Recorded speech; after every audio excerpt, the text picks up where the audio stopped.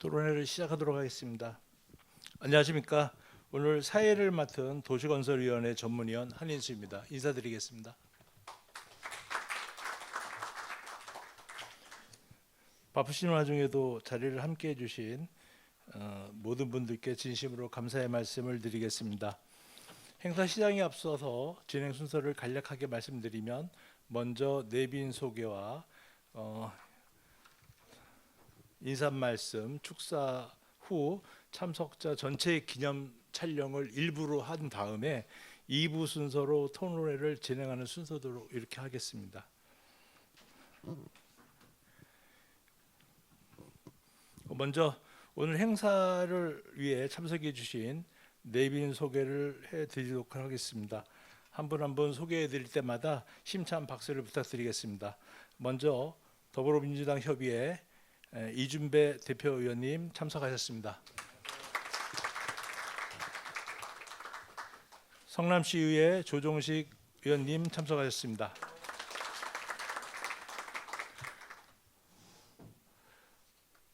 죄송합니다.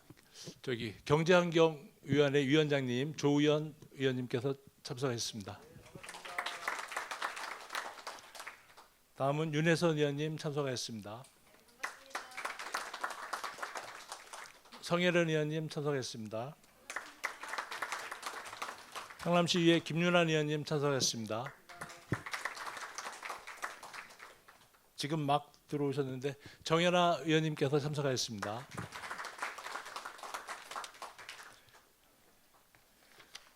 다음은 성남시 집행부 간부 공무원을 소개해 드리도록 하겠습니다. 성남시청 허은 환경보건국장님 참석하셨습니다. 남명원 기후에너지 과장님 참석하셨습니다. 유동 도시 과장님을 대신해서 자전거 문화 팀장님 강원식 팀장님 참석하셨습니다. 양윤기 교통기획과장님 참석하셨습니다. 이창희 생태하청과장님을 대신해서 시설팀장님 이상진 팀장님 참석하셨습니다. 대중교통과 버스 시설팀장님이 최병욱 팀장님 참석하셨습니다. 오늘 발제를 맡아주신 그리디 강송규 대표님 참석하셨습니다. 다음은 외부 토론자로 참석하신 분을 소개해 드리도록 하겠습니다. 커뮤니티 자덕모 김형주 대표님 참석하셨습니다. 키크리어 김우호 대표님 참석하셨습니다. 이밖에도 오늘 이 자리를 참석해 주시기 위해서 많은 분들이 오셨는데요. 시간 관계상 일일이 소개 못 드린 점을 양해해 주시기 바랍니다. 다음은 먼저 국기에 대한 경례부터 있겠습니다. 모두 자리 일어나셔서 정면 단상에 국기를 향해 주시기 바랍니다. 국기에 대하여 경례.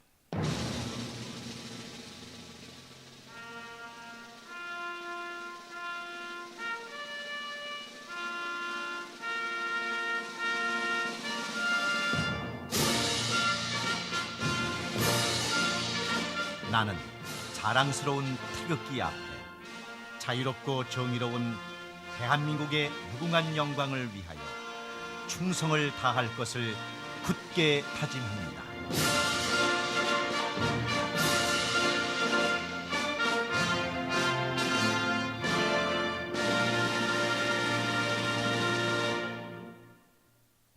바로 자리에 앉아주시기 바랍니다.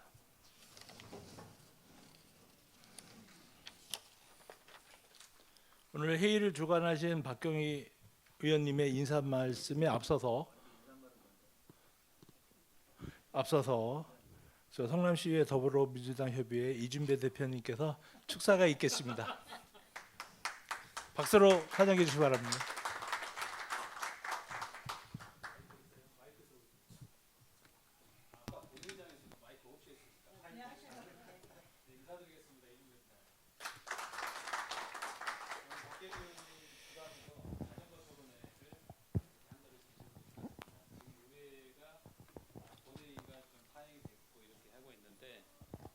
그럼에도 불구하고 꼭 해야 할 일들을 하는 우리 의원님들 정말 훌륭하고 멋집니다.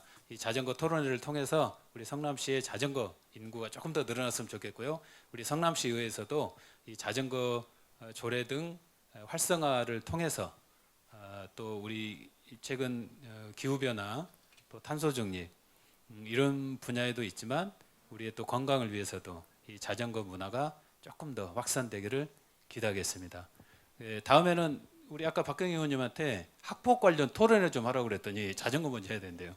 그래서 오늘 자전거를 했는데 오늘 이 의미 있는 토론회를 통해서 더 자전거가 활성화되고 우리 성남이 그린 에너지 시대로 맞이하는 탄소 중립 시대를 맞이하는 그러한 성남시가 되기를 기대하겠습니다. 네, 축하드립니다. 다음은 오늘 토론회를 주관하신 박경희 의원님께서 인사 말씀이 있겠습니다.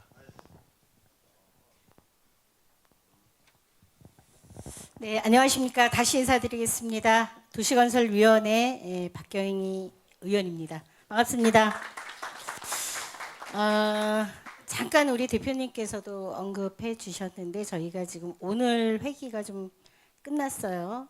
회기가 끝났는데 그래도 이제 상황이 사실 좋지 않은 상황에서 저희가 토론회를 하게 되었는데 날짜는 사실 이미 오래전에 잡은 거고요. 그 날짜를 또 바꾸거나 취소하거나 하는 것도 아닌 것 같고 어쨌든 의회에서 저희 의원들의 모습은 이런 정책과 의정 활동으로 저희의 역할을 다해야 되는 게 우선이라고 생각합니다. 그래서 조금 망설여졌지만 오늘 토론회를 좀 강행하게 되었습니다.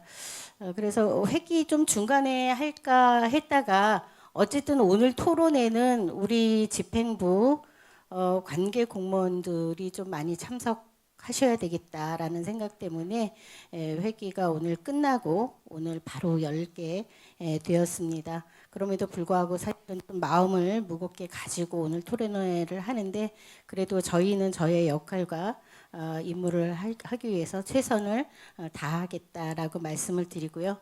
어쨌든 바쁘신 일정 중에 우리 대표님을 비롯해서 발제하실 대표님을 비롯해서 토론자로 오신 분들 감사하고요. 또 그리고 우리 자전거 타기 실천을 몸소 하고 계시는 우리 조정식 의원님 토론자로 흔쾌히 허락해 주신 거 너무 감사드리고 그리고 공무원들도 다들 일정이 바쁘실 텐데 오늘 자리에 이렇게 나와 주신 거 진심으로 감사드립니다.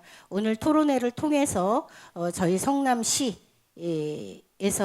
자전거 문화가 좀 활성화되고 더 나아가서는 저희 성남 시민의 건강권 그리고 앞으로 이제 위기라고 하는 기후 위기를 대응하기 위한 것, 탄소 중립을 저희가 몸소 실천하는 성남시 의회가 되기를 기대하면서 오늘 활발한 토론회가 되기를 기대하겠습니다. 다시 한번 감사드립니다.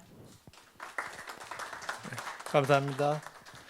토론회 그 시작이 앞서서 전체 기념 촬영을 먼저 촬영한 다음에 시작하도록 하겠습니다. 모두 앞으로 나오셔가지고 단상 위에서 전체 기념 촬영이 있겠습니다. 위원장님.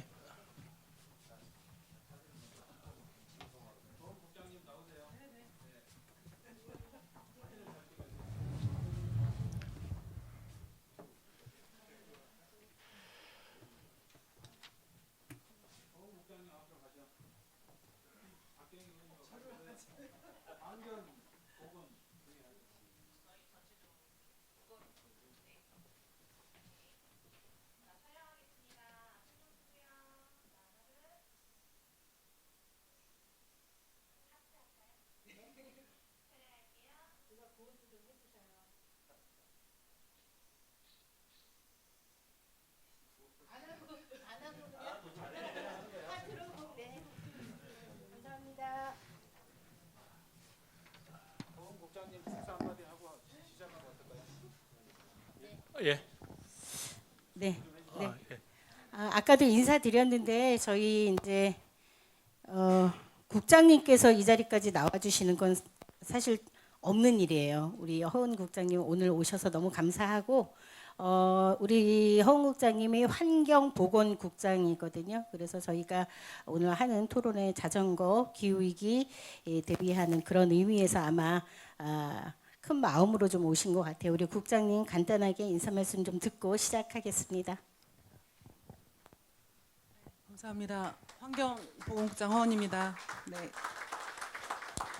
오늘 그 바쁘신 중에도 오늘 이 행사를 주관하신 박경희 의원님 또 이준배 당대표 의원님 모든 의원님들 감사드리고요. 저희가 그 탄소 중립에서 살펴보면 저희 시도 수송 분야에서 가장 탄소 배출이 지금 많이 이루어지고 있습니다. 그래서 그 어떤 그 도시 내에서 교통 체증이라든가 아니면 대기 오염 감소에도 이 자전거가 굉장히 친환경적인 교통수단으로서 매우 중요하다고 생각됩니다. 그래서 저도 한번 그 교통수단별 평균 탄소 배출량을 보면 1km당 고속 열차는 50g, 버스는 58g, 지하철은 60g, 오토바이는 145g, 자동차는 208g의 탄소를 배출합니다. 근데 지금 탄소 배출 0%인 자전거 타기는 지구를 살리기 위해서 매우 중요하다고 생각합니다. 그리고 최적의 교통 수단이기도 합니다. 그래서 저희가 내 건강도 살리고 지구도 살리는 길은 자전거 타기가 굉장히 활성화된다고 생각이 되고요. 오늘 이 토론회가 그런 그 해답을 찾을 수 있는 그런 토론회이기를 기대를 합니다. 저희가. 그래서 오늘 굉장히 감사드리고요. 저희도 탄소 배출에 저감될 수 있도록 열심히 하도록 하겠습니다. 네, 감사합니다. 네, 감사합니다. 본격적으로 강성규 대표님의 주제 발표가 있겠습니다. 유럽 자전거 선진국 사례를 통한 국내 자전거 활성화 모색이라는 주제로 강성규 대표님께서 발표를 해주시겠습니다. 심찬 박수로 환영해 주시기 바랍니다.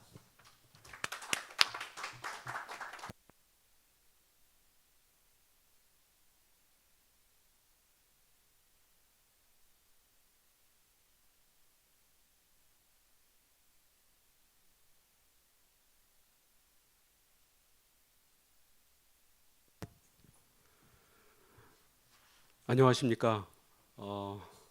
오늘 이렇게 자전거를 위한 활성화를 위한 자리를 만들어 주시고 그리고 저를 불러주신 박경희 의원님께 일단 감사의 말씀을 드리고요. 그리고 기타 성남시 의회 그리고 공무원분들에게도 감사의 말씀을 드리겠습니다. 제 소개를 좀 간단하게 설명을 드리면요. 저는 대학에서 시각 디자인 전공을 했고 디자이너 일을 오랜 기간 했었고 그리고 세상에 없는 기술을 만들려고 오랜 기간 동안 스타트업 28년 동안 스타트업에 몸을 담았었고요. 마지막에 사업을 좀 크게 했는데 크게 실패를 해서 시용불량자가 된 적이 있었습니다. 그때 자전거로 저는 굉장히 큰 위로를 얻고 위안을 얻었어요. 극복을 하고 2020년에 다시 신용 회복이 돼서 사업을 할 수 있는 기회가 생겼는데 그때 제 생각은 자전거로 이제 사업을 해야 되겠다. 우리나라에 뭔가 부족한 부분들 그리고 앞으로 지속 가능한 사업은 자전거라고 생각을 했고요.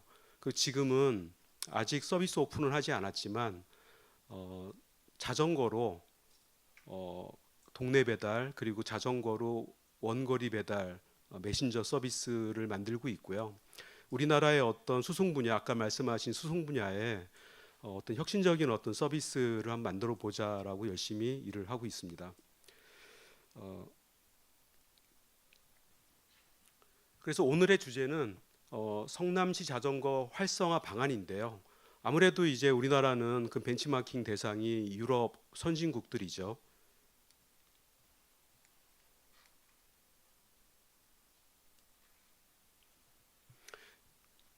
그래서 저희는 일단 유럽 자전거 선진국 사례를 통해서 우리나라가 어떻게 대응을 해야 되는지에 대해서 좀 준비를 해봤습니다. 아까 말씀드린 대로 소개를 다 마무리했고요.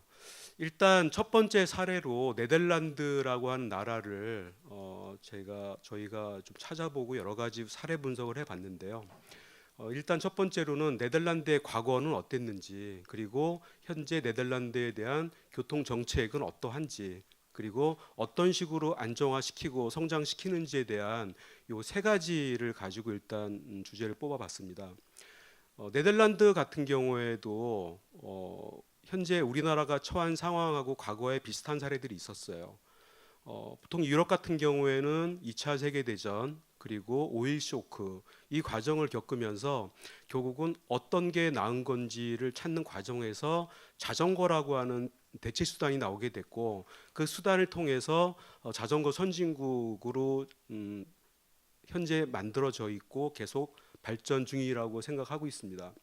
그리고 현재는 자동차 중심이 아닌 인간 중심으로 도로 시스템이라든지 정책을 계속 유지하고 발전시켜 나가고 있고요. 자동차를 통해서 얻어지는 수익과 세금을 통해서 자전거 인프라라든지 또는 좀 더 안전한 자전거 문화를 위해서 지속적인 투자를 하고 있습니다. 2025년도까지 자전거 이용률을 더 올리겠대요. 우리나라는 아직 시작도 못하긴 했지만 이미 네덜란드는 수송 분야 그 수송 분담 비율이 37% 거의 40% 육박을 하고 있습니다. 여기에서 25%를 더 상향하는 것이 목표고요. 여기에다가 막대한 자금을 투자를 하고 있습니다. 그래서 이걸 통해서 이제 네덜란드 과거에 대한 얘기를 좀 한번 해보겠습니다. 2차 세계대전 이후에 네덜란드도 역시 자동차로 옴사를 앓았던 시기가 있었습니다. 자동차가 2차 세계대전 이후에 미국 원조라든가 여러 가지 경제가 안정이 되면서 자동차가 어마어마한 양으로 증가를 하게 됐고요. 그 증가를 하는데 또 유럽 같은 경우엔 길이라고 하는 게 부수고서 다시 만들 수 있는 구조가 아니고 어떤 전통적인 어떤 문화적인 것들 유지하기 위해서 확장보다는 기존에 있는 도로를 최대한 활용하는 방안을 선택을 해왔습니다. 그 과정에서 자동차가 늘어나니까 당연히 체증이 일어나고 그리고 교통사고 사망률도 많이 증가를 하게 됩니다. 그러면서 사람들이 이건 좀 아닌 것 같아. 자동차 중심이 말이 돼? 그리고 인간 중심으로 전환해야 되는 거냐라고 하는 그런 불만들이 생기기 시작을 하게 됐습니다. 그리고 거기에 중요한 어떤 사건이 하나 생겼는데 어떤 기자의 딸이 교통사고로 사망을 하는 사고가 일어났어요. 그러면서 그 기자가 의원들이라든가 또는 신문에다가 어떤 그 아동에 관련된 안전 캠페인, 우리나라 현재도 그런 일이 벌어지고 있죠. 학교 앞에서는 속도를 줄여야 되고 거기다가 속도 방지턱을 만들고 하는 것처럼 과거에도 그런 일이 있었습니다. 그리고 전 세계 오일 쇼크로 인해서 자동차가 사실상은 운영하기 힘든 조건이 되어버렸어요. 그러면서 어쩔 수 없이 사람들은 자동차를 통해 자동차의 대체 수단으로 자전거를 이용하게 됐습니다. 근데 자전거를 이용해 보니까 여러 가지 좋은 점이 많은 거예요. 일단 동네 상권이 발달을 하게 되고 자동차보다는 아무래도 자전거로 이동하는 과정에서 동네 상권, 안전, 그리고 건강, 환경적인 이런 모든 것들이 개선이 되고 있다는 걸 느끼게 됐습니다. 그러면서 모든 어떤 정책들을 자전거 활성화 방안으로 모색을 하게 됐는데 사실 이런 정책이 갑자기 1, 2년에 벌어진 그런 정책들은 아닙니다. 굉장히 오랜 시간 동안 정책이 만들어졌어요. 과정에서 의도한 대로 자전거가 빨리 성장하지도 못했고 계속 자동차에서 자전거로 이동하는 과정이 시간이 10년, 20년이라는 시간이 걸리기도 했습니다. 하지만 그럼에도 불구하고 시민들은 좋은 어떤 장점들을 보아왔기에 자전거 정책을 계속 밀어붙여야 한다고 압박을 넣고 결국은 자동차 중심에서 인간 또는 자전거 중심으로 정책을 변환하게 되는 계기가 되었습니다.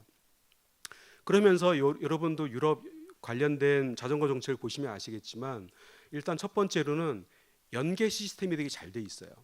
내가 자동차를 타고 이동하더라도 지금 지하철 환승 주차장처럼 내가 지하철까지 가기 위해서 자전거를 이용하고 자전거를 통해서 잘 보관을 하고 지하철로 이동했다가 다시 돌아올 경우에 안전하게 자전거가 보관되는 걸 타고 집으로 돌아가는 어떤 연계 시스템, 또는 시외버스 터미널이라든가 버스에도 자전거를 싣고 탈 수 있는 버스들이 있고 지하철에는 항상 자전거를 실을 수가 있는 그런 연계 시스템들이 만들어져 있습니다.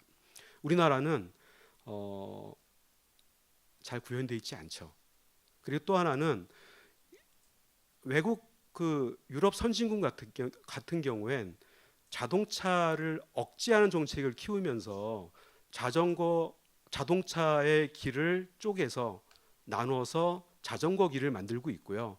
자전거 길을 만들면 첫 번째 하는 일은 자전거 전용 신호등을 만드는 거였어요.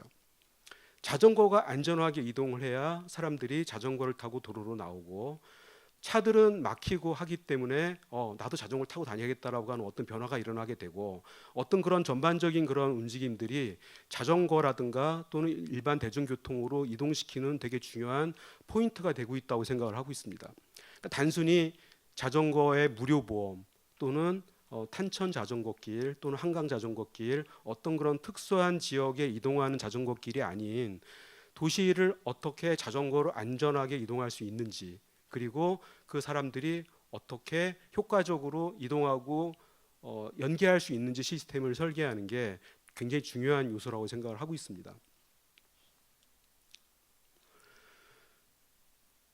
암스테르담에 가시면 강 아래 그 수중 자전거 주차장이 있습니다. 이 주차장은 자전거를 타고 들어가고요. 자전거를 타고 들어가서 여기저기 구경도 할 수 있고 자전거 보관도 할 수 있어요. 전 세계의 어떤 명소가 돼 있거든요. 그러니까 이런 자전거, 우리나라 같은 경우에 이제 지자체들이라든가 또는 정부 기관들이 자전거 주차장을 크게 만들었다고 자랑을 많이 하고 있습니다. 근데 사실 이용률은 굉장히 낮아요. 자전거 주차장을 만들었다고 해서 사람들이 자전거를 쓸 것이라고 하는 그런 예측과 상상은 좀 어긋나 있다고 생각을 합니다. 사람들이 자전거를 타는 비율과 자전거를 보관하는 비율, 또 그거를 유지하기 위해서 인프라를 만들고 정책을 조율하는 이런 일련의 과정들이 같이 어떤 조화롭게 맞아 떨어져야 되는데, 자전거 주차장을 만든다고 해서 사람들이 자전거를 타고 나올 거야, 또는 인도를 쪼개서 자전거 길을 선긋는다고 해서 자전거를 타고 나올 거야, 그렇게 어떤 기대하는 거는 저는 좀 걸맞지 않는 거라고 생각하고 있습니다.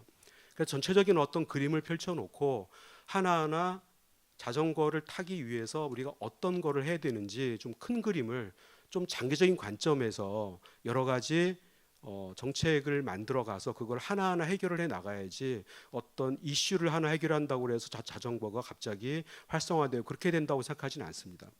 맨 마지막에 제가 독일 사례 이후에 우리나라에 관련된 여러 가지 이제 얘기를 던지게 될 텐데요. 거기까지 제가 그때 가서 조금 더 구체적으로 말씀을 드리도록 하겠습니다. 네덜란드 같은 경우에는 지금 35,000km의 자전거 길이 만들어져 있어요. 우리나라는 4대강 자전거길과 국토종로 자전거길, 그리고 일부 지하철 자전거길이 다죠. 보통 그 자전거길은 일반 생활형 자전거길이 아니고 사실 레저 스포츠 자전거길입니다. 내가 주말에 근거리로 여행을 하거나 자전거 운동을 할 때 타는 거지, 생활을 위해서 이동하기 위한 생계 수단이라든지 또는 내가 회사를 가기 위해서 이용한 자전거길이 아닙니다. 그러니까 우리나라 같은 경우에는 엄밀히 말하면 자전거 인프라가 발달되어 있다고 보기는 어렵습니다. 하지만 네덜란드는 35,000km 이상의 자전거길을 만들고 있고요. 그리고 고속도로 옆에 자전거길을 만들어 놨어요. 그래서 전혀 교통신호하고 연계되지 않고 굉장히 빨리 열심히 달릴 수 있는 그런 자전거 고속도로를 만들어 놨습니다. 물론 이런 것들은 여러 가지 정부 정책이라든가 지자체가 손발이 맞아야 되는 문제이긴 하지만 네덜란드는 그렇게 구현이 돼 있고요. 그리고 교통신호 같은 경우에는 차보다 자전거를 먼저 가게 교통신호 체계를 만들어 놨습니다. 안전하죠. 지금은 자동차 입장에서 봤을 땐 자전거를 자린이라고 부릅니다. 마치 도로에 있는 장애물이라고 인식을 하고 있는 거죠. 자전거 정책 자체가 그렇게 만들어져 있기 때문에 자전거가 도로에 장애물이 되고 있다는 인식이 만들어져 있는 겁니다. 이런 것들도 하나의 캠페인이 필요하다고 보고 있습니다. 독일은 자동차 강국이죠. 전 세계에서 자동차 강국입니다. 가장 멋진 자동차를 만들고 가장 강력한 자동차를 만드는 국가죠. 그런데 독일 같은 경우에도 네덜란드와 비슷합니다. 2차 세계대전 이후에 경제가 안정화되는 과정에서 자동차가 급성장을 하게 됐고 똑같이 일찌감 1960년대, 70년대 자동차로 인해서 굉장히 많은 몸살을 앓게 됐어요. 환경오염도 굉장히 심해졌고 똑같이 자동차 사고가 나서 많은 사망자가 나오기 시작을 했습니다. 그리고 그 이후에 오일 쇼크를 겪으면서 자연스럽게 자전거라고 하는 수단으로 변경을 하게 됐고 그 과정에서 우리나라가 지금 겪고 있는 것들을 이미 유럽 선진국 쪽에서는 오래전에 겪었던 것들이죠. 그런 과정에서 자전거 강국으로 발전하고 있는데 사실 독일은 유럽에서 자전거 강국이라고 말하기는 어렵습니다. 자전거 수송 분담률이 지금 11% 정도에 불과하거든요.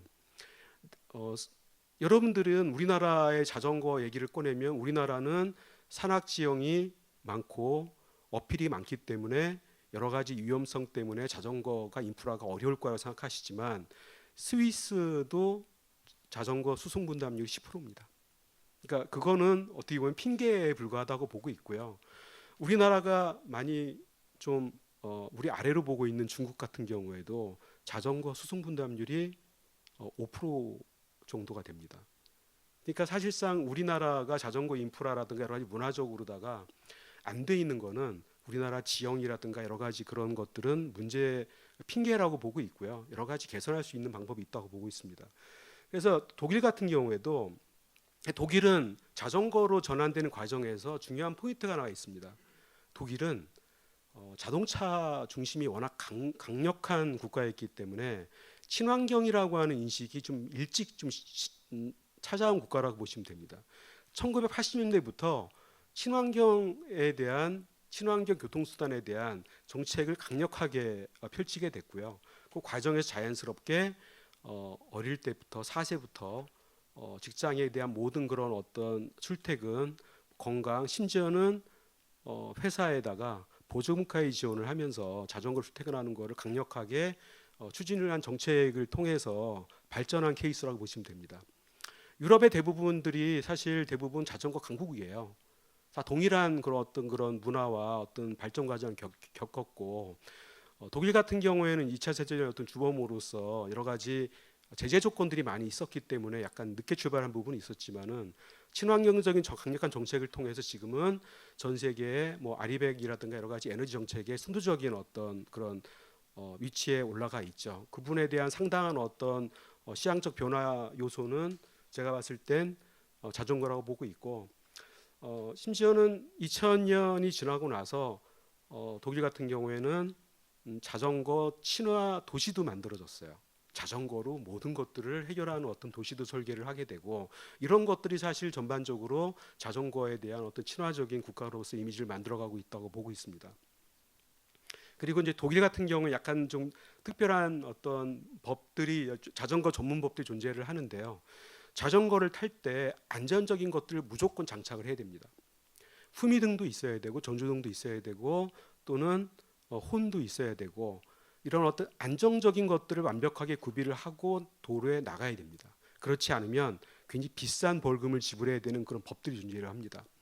그래서 여러 가지 뭐 안전적인 거 여러 가지 이제 과정에서 여러 가지 이제 우리나라도 필요한 부분이 있겠지만 우리나라는 자전거라는 법이 사실 없죠. 자전거가 만약에 자전거 도로에서 사고가 나면 경찰관을 부르면 자동차 대 자동차로 똑같이 취급해서 사고 처리를 하게 됩니다. 여러 가지 그런 어떤 변수라든가 그런 체계는 무시당하기 일쑤인 거죠.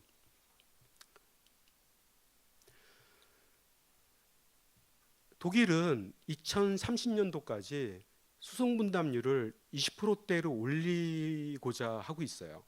지금 11%라고 말씀을 드렸지 않습니까? 근데 그거를 20% 이상으로 올리겠답니다. 그리고 매년 1조 5천억 이상을 투자를 하겠다고 발표를 했습니다. 그리고 2030년도까지 도로를 1,400km를 더 연결을 하겠다. 지금도 되게 잘 돼 있긴 하지만 이런 나라들이 이제 됐어. 여기서 그만이 아니고 더 많은 예산과 더 많은 인프라, 더 많은 정책, 더 많은 어떤 안정적인 어떤 시스템을 구현을 하는데 많은 비용을 투자를 하고 있고요. 인프라 구축에 도로 포함해서 3조 원 이상을 투자를 하고 있습니다. 그러니까 이런 정책들이 결국은 궁극적으로 이 지구가 현재 처한 여러 가지 어려운 상황들을 극복하는 강대국으로서의 어떤 역할 그리고 위치로 가기 위한 안정적인 구조라고 생각을 하고 있습니다. 자, 이제 우리나라의 말씀을 좀 드리겠습니다. 제가 우리나라를 자전거를 제가 올해 탄 지 25년째가 되고 있습니다. 전국을 자전거 4대강 종주를 여러 번을 했고요. 우리나라에 있는 모든 자전거를 다 완주를 하고 도장을 찍으면 그랜드슬램 인증서를 주거든요. 그 그랜드슬램 인증서를 4번을 받았습니다. 전국을 자전거를 다니면서 느꼈던 것들은 자전거 길 참 좋다.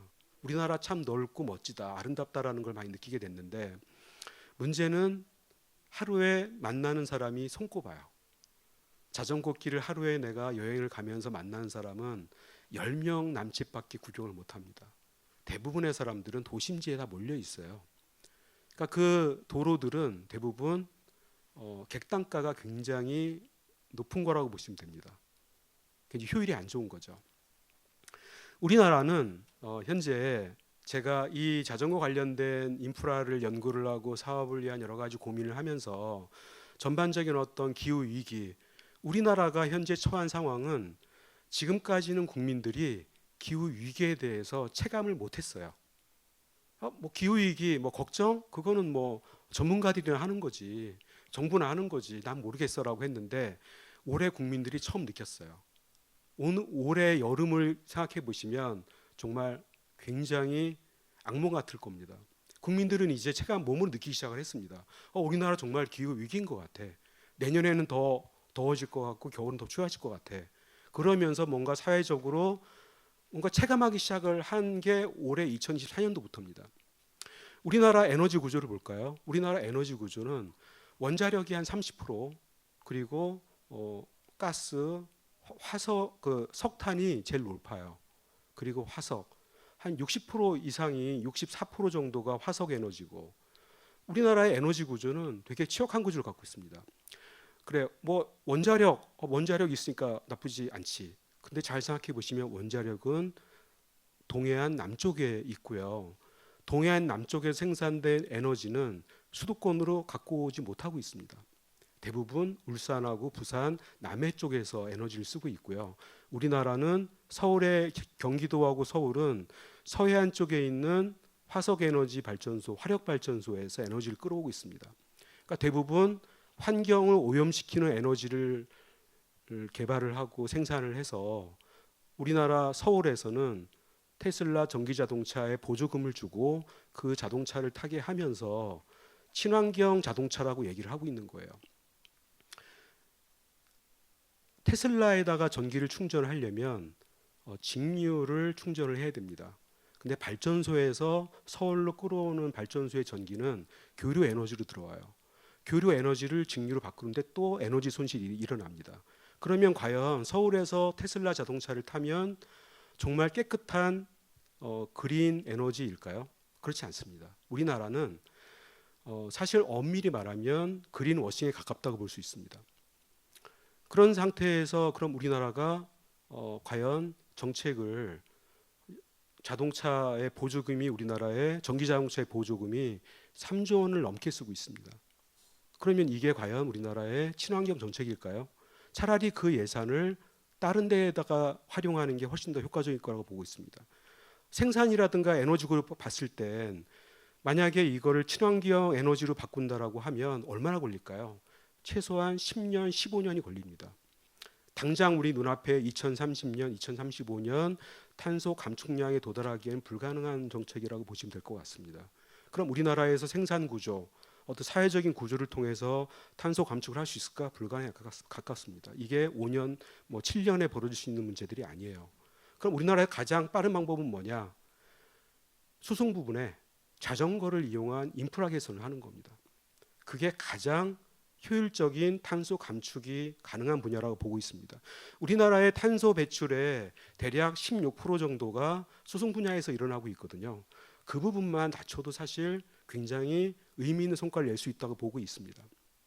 그래서 저는 우리나라 자전거 정책이 왜 중요한가, 앞으로 왜 더 중요해질 것인가를 말씀을 드리는 거고요. 그걸 위해서 우리가 어떤 노력을 해야 되는지를 말씀을 드리는 겁니다. 우리나라는 자전거의 수송 분담률이 1.43%에 불과합니다. 전 세계의 가장 후진국이라고 보시면 돼요. 얼마나 취약하냐면 우리나라는 자전거는 그냥 레저 스포츠용인 거지 수송 분담을 하지 않습니다. 물건을 배달하거나 하는 것도 되게 취약해요. 그래서 이거는 가장 현실적인 우리나라의 현실이라고 보시면 될 것 같습니다. 여기서 말씀 안 드린 게 있는데 우리나라 같은 경우에는 6.25 전쟁을 겪고 2070년대 말까지 굉장히 어려운 상황에서 자전거 중심으로 사실은 시장이 형성이 되어 온 건 맞아요. 근데 2080년대부터 급성장한 과정에서 자전거는 무시당했습니다. 모든 도로는 자동차 중심이 됐고 자동차를 가지고 사회 지위를 평가를 하고 자전거가 있어야만 내가 부자라든지 사회 영향력이 있다라고 하는 어떤 그런 문화적인 것들이 되게 강해요. 그러니까 우리나라가 갑자기 유럽의 선진국을 모방한다고 해서 갑자기 자전거 선진국이 될 수 있다고 저는 보지 않습니다. 지금부터는 자전거 도로를 넓히는 대신에 자전거 길을 넓히는 방법이 좀 필요하다고 보고 있고요. 그리고 자전거를 조금 더 안전하게 체계를 만드는 게 더 중요하다고 보고 있습니다. 그래서 우리나라는 이래서 안 돼 이런 게 아니고 유럽 선진국의 과거의 사례를 잘 판단을 하고 현재 어떻게 가고 있는지에 대한 그림을 보고 있으면 우리나라도 이제 어떻게 가면 되겠다라고 하는 로드맵을 그릴 수 있다고 보고 있습니다. 물론 시간은 걸리겠죠. 뭐 5년, 10년 걸릴 수 있습니다. 하지만 궁극적인 승자는 그 10년 뒤에 저는 10년 뒤에 그렇게 할 걸 이런 말이 안 나왔으면 좋겠어요. 지금부터 차근차근 준비해서 10년 뒤에 그때 잘했네 이런 말이 나올 수 있는 그런 정책들이 나왔으면 좋겠습니다. 그래서 아까 말씀드린 내용들을 제가 아까 미리 말씀을 드렸는데요. 최근에 그 노원구에서 이런 캠페인을 했더라고요. 노원구 자전거 10분 도시. 그래서 뭐 그런 여러 가지 이제 그런 행사 같은 거를 준비를 하고 외국의 어떤 유명한 인사라든지 파리의 어떤 그런 시스템 구축하는 데 참여한 디자이너를 모셔서 어떤 여러 컨퍼런스를 하고 있는데 저는 되게 긍정적인 거라고 보고 있습니다.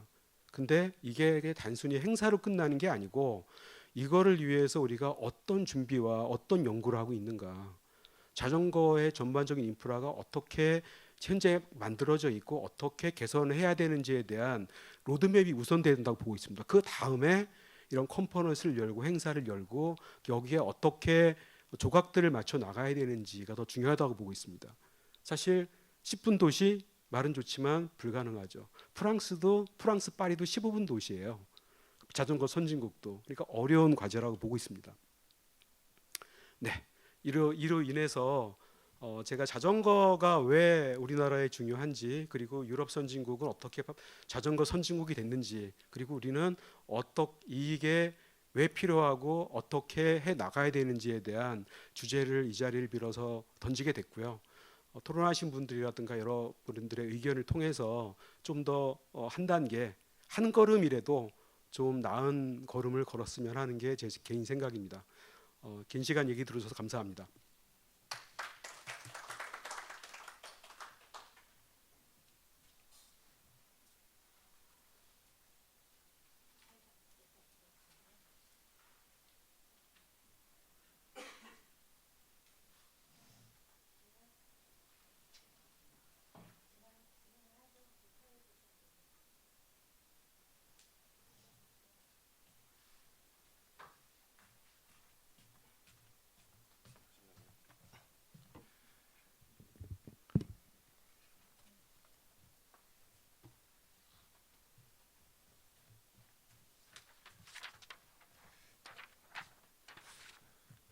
감사합니다. 수고하셨습니다. 계속해서 오늘 토론을 주관하신 박경희 의원님께서 예, 정리해 주시고 정리하면서 저기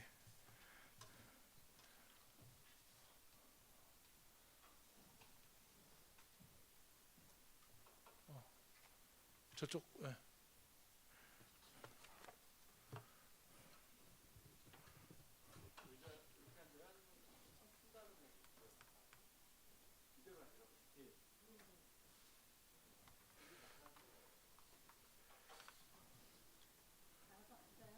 예, 앞으로 나오셔가지고요. 자리에 앉아주시고요.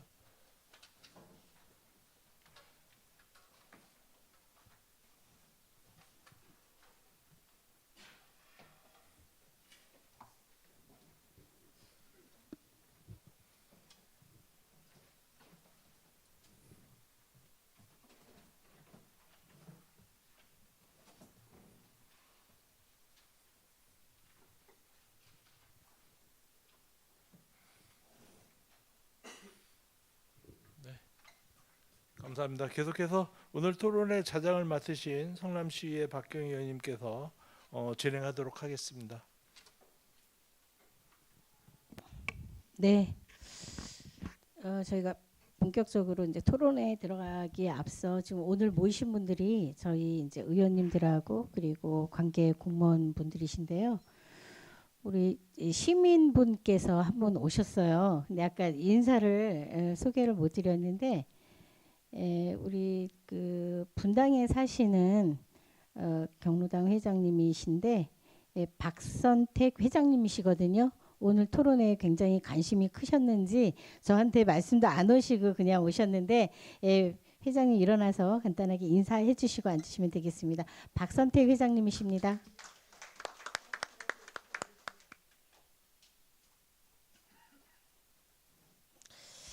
네, 그 우리 강성규 대표님의 그 발제를 좀 들었는데요. 이제 네덜란드 사례와 독일 사례를 중심으로 발제를 해주셨어요. 그래서 저도 보면서 저희도 충분히 할 수 있지 않을까. 우리가 어쨌든 모든 제도나 시스템 이런 것들을 선진국이라고 하는 유럽 사례를 보면서 많이 변화 발전되어 왔는데 이 자전거 문화 역시도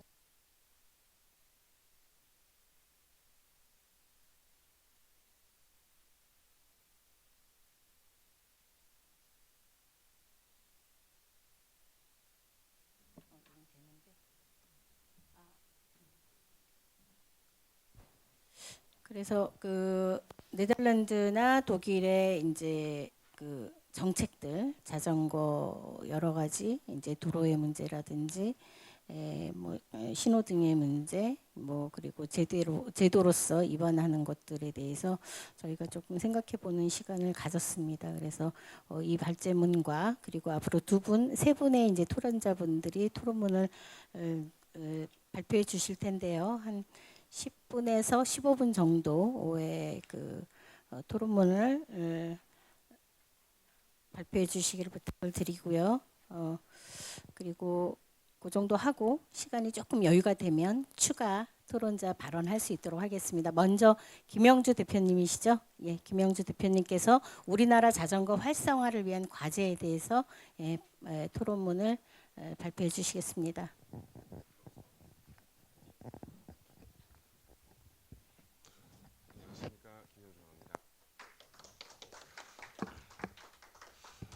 네, 저는 자전거 탄 지 한 9년 됐고요. 사실 그러니까 일반 생활용 자전거 말고 레저 스포츠용 자전거를 탄 지 한 9년 됐고요. 그리고 제가 이제 자전거 커뮤니티를 한 5년 정도 운영을 하면서 일단 일반 사람들한테 그 어떤 자전거, 즐거운 자전거 문화를 좀 같이 공유하고 알리기 위해서 이런저런 이벤트 기획이나 행사를 많이 진행을 했었습니다. 그래서 그런 것들이 인연이 닿아서 오늘 제가 초청을 받아서 오게 된 것 같은데요. 그런 어떤 정책이나 이런 부분들에 대해서 워낙 전문가들이시니까 저는 이제 자전거 동호인으로서요. 어떤 우리나라 자전거 활성화하는데 여러 가지 어떤 그런 쟁점들이라든가 여러 가지 그런 아이디어들이 생각에 대해서 좀 말씀을 드려보는 시간을 가져보자 합니다. 그래서 제가 일단 초반에는 네. 뭐 이런 사람이고요. 초반에는 아까 말씀드린 것처럼 강 대표님께서 말씀하신 해외 여러 사례들이나 그다음에 그런 어떤 해외 정책들을 가지고 좀 설명을 드리려고 했는데 워낙 그 강 대표님께서 설명을 잘 해주셔가지고요.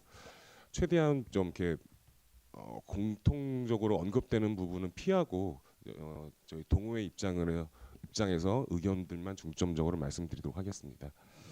일단 저희가 코로나 팬데믹 시기를 거치면서 자전거 인구가 급격하게 늘어났습니다. 급격하게 늘어나서 사실 예전에는 제가 한강이나 탄tra 자전거를 타면은 굉장히 쾌적했었거든요. 근데 코로나 시기를 거치면서 주말에는 한강 자전거 도로에서 자전거가 밀린다라는 생각이 들 정도로 급격하게 인구가 늘어났어요. 근데 지금 현재 와서는 예전의 팬데믹 이전으로 다시 돌아간 느낌이에요. 왜냐하면은 그러니까 그때는 자전거가 좋은 운동 수단이 됐기 때문에 여러 사람들이 자전거를 탔지만 그 사람들이 지금 왜 자전거를 타지 않고 있느냐? 그 이유의 가장 큰 부분은 바로 이 인프라에 대한 부분이라고 일단 말씀을 드릴 수밖에 없을 것 같아요. 우리나라 사람들이 사실 자전거를 엄청나게 좋아하는 국민들인데 그 자전거를 좋아하는 국민들이 왜 자전거를 계속 오래 지속하지 못하고 포기해야만 했을까 봤을 때는 일단은 저희 아까 강 대표님 말씀하신 것처럼 해외 우수한 사례처럼 어떤 그런 인프라들이 구축되어 있지 않은 이유가 가장 크다고 생각이 드는데요. 일단 기본적으로 우리나라의 자전거 도로는 일단은 빨리 가는 분들과 굉장히 느리게 가는 어떤 그런 속도가 다른 속도가 다른 그 교통수단으로서의 역할을 잘 못하고 있다라는 생각이 들어요. 예를 들어서 뛰는 분들도 계시고 그다음에 공유 자전거를 타는 분들도 계시고 저 같은 사이클을 타는 분들 계신데 일단 자전거는 속도가 다른 이런 여러 시민들이 나와서 그 자전거들을 이용을 하기 때문에 사실 그 인프라가 제대로 역할을 하기에는 굉장히 좀 어려움이 크다고 생각합니다. 그래서 저희 같은 동호인 같은 경우에는 또 이제 주말에 자전거 도로가 너무 사람이 붐비다 보니까 일반 도로로 나가게 돼요. 여기 성남시 같은 경우도 굉장히 유명한 코스가 있는데 성남공항 도로를 한 바퀴 도는 코스가 있고 그다음에 하우고개, 여우고개 굉장히 자전거인들한테 상징적인 곳이거든요.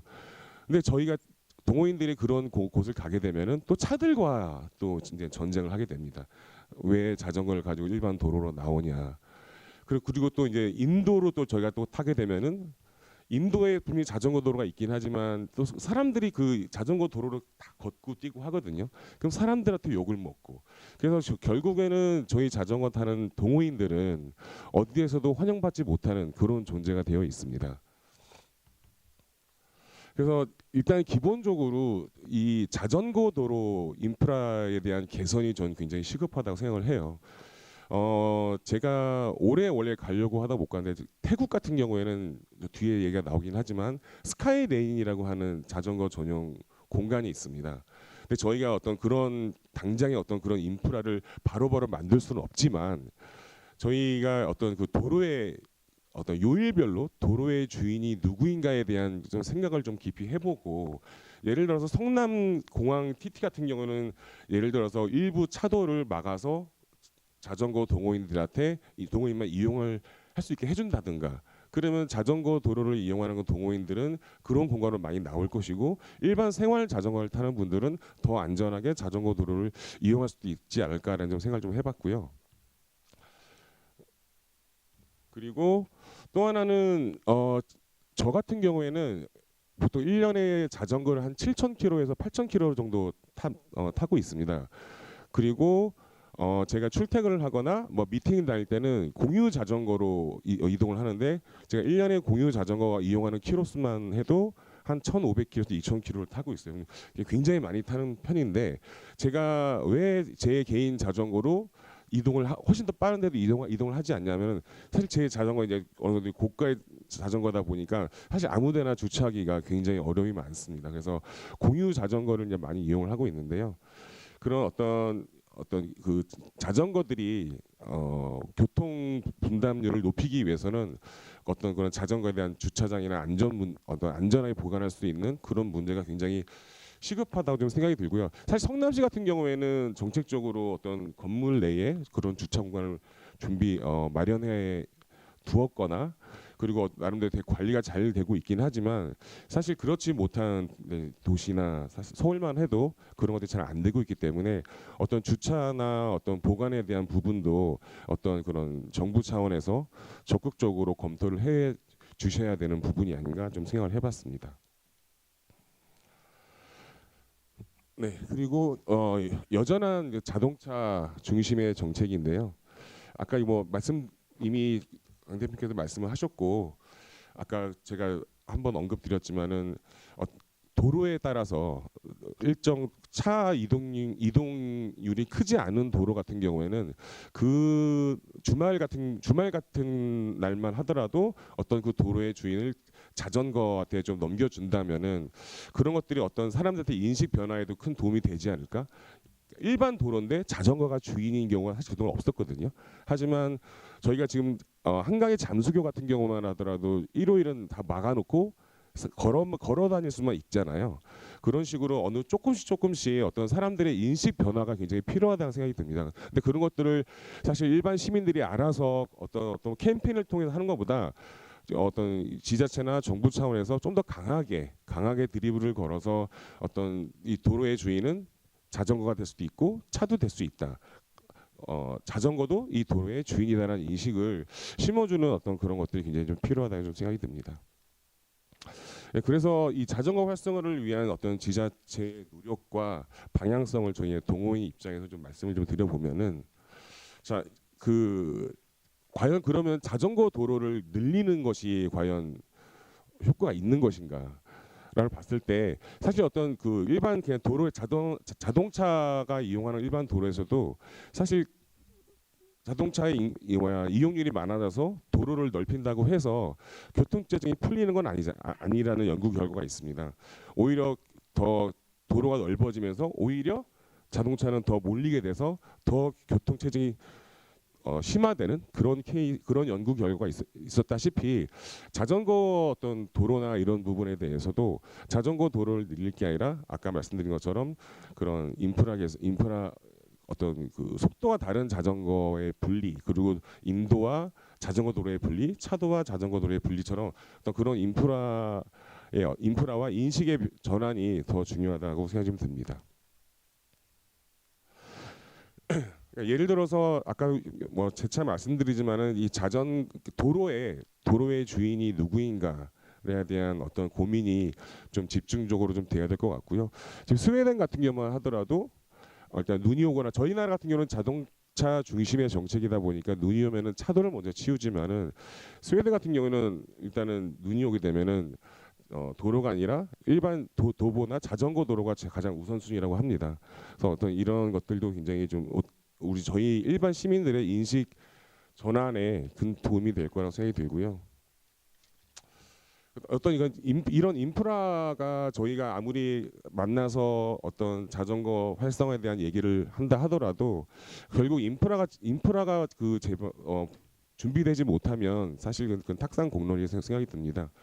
그래서 저희가 어떤 게임 강국이 되기까지는 어떤 PC방이라는 아주 엄청난 인프라가 있었던 것처럼 저희가 이런 인프라를 하나씩 구축을 해 나가야만 그리고 이 인프라는 어떤 한 시나 한 지자체에서만 할 게 아니라 사실 이거는 모든 시와 지자체들이 머리를 맞대고 일관된 그 소리를 하는 것 굉장히 중요하다고 생각이 듭니다. 그래서 일단 이런 하나의 목소리를 내기 위한 어떤 협력된 노력이 좀 필요하지 않을까. 그리고 그 중심에 저 개인적으로는 성남시가 있었으면 하는 바람입니다. 네, 그리고 네, 이것도 마찬가지로 어떤 그런 그 도로에 대한 인도와 그다음에 그러니까 자전거 도로가 인도와 좀 분리되고 차도와 분리되는 그런 인프라 구축이 굉장히 중요하다는 생각이 들고요. 그리고 또 하나는 이거 같은 경우에는 전 굉장히 중요하다고 생각이 드는데요. 자전거 등록제가 좀 굉장히 좀 필요하다고 생각합니다. 이게 어떤 그러니까 자전거라는 어떤 교통 수단을 사람들이 접근하기 굉장히 쉬운 교통 수단이잖아요. 하지만 이 정말 교통 수단으로서의 어떤 역할을 하려면 그거 자전거를 타는 사람들의 어떤 그 책임감이나 의무감도 굉장히 좀 중요할 거라는 생각이 들어요. 그래서 이런 부분을 통해서 정부나 지자체에서도 어떤 그 자전거 정책에 대해서 좀 더 큰 소리를 내고 좀 하나의 목소리를 낼 수 있는 하나의 어떤 시발점이 될 수 있지 않을까라는 좀 생각이 듭니다. 네. 아까 말씀드린 것처럼 보시는 거는 그 태국의 그 공항 주변으로 하는 스카이레인이라고 하는 곳인데요. 지금 파란색 있는 부분이 천천히 달리는 레인이고, 그다음에 보라색이 빨리 달리는 레인이에요. 그래서 일반 여기는 자전거만 들어올 수 있는 곳이거든요. 자전거만. 그래서 일반 그냥 좀 천천히 달리는 일반 동호인 분들은 좀 파란색 레인으로, 그다음에 좀 굉장히 열심히 타는 운동하기 좋아하는 좀 저희 말로는 자덕이라고 하는데 그런 자덕들이 달리는 보라색 라인. 저는 이런 어떤 성남시 자체적으로 자전거 동호인들이 굉장히 즐겁게 즐길 수 있는 어떤 컨텐츠를 개발하는 것도 저는 굉장히 좋은 거라고 생각이 들어요. 왜냐하면은 이러한 걸 통해서 아까 말씀드린 성남공항 TT 구간을 이런 식으로 뭐 만든다거나 주말만 운영을 한다 하더라도 어떤 이 도로의 주인이 자전거를 될 수 있다는 인식도 사람들한테 알릴 수도 있고, 그리고 동호인들이 안전하게 자전거를 즐길 수 있는 하나의 컨텐츠가 되기 때문에 이런 것들을 통해서 자전거 인구도 자연스럽게 늘 수 있지 않을까라는 좀 생각을 좀 듭니다. 네, 요거는 그냥 글로 한번 같이 눈으로 한번 읽어보시면 좋을 것 같고요.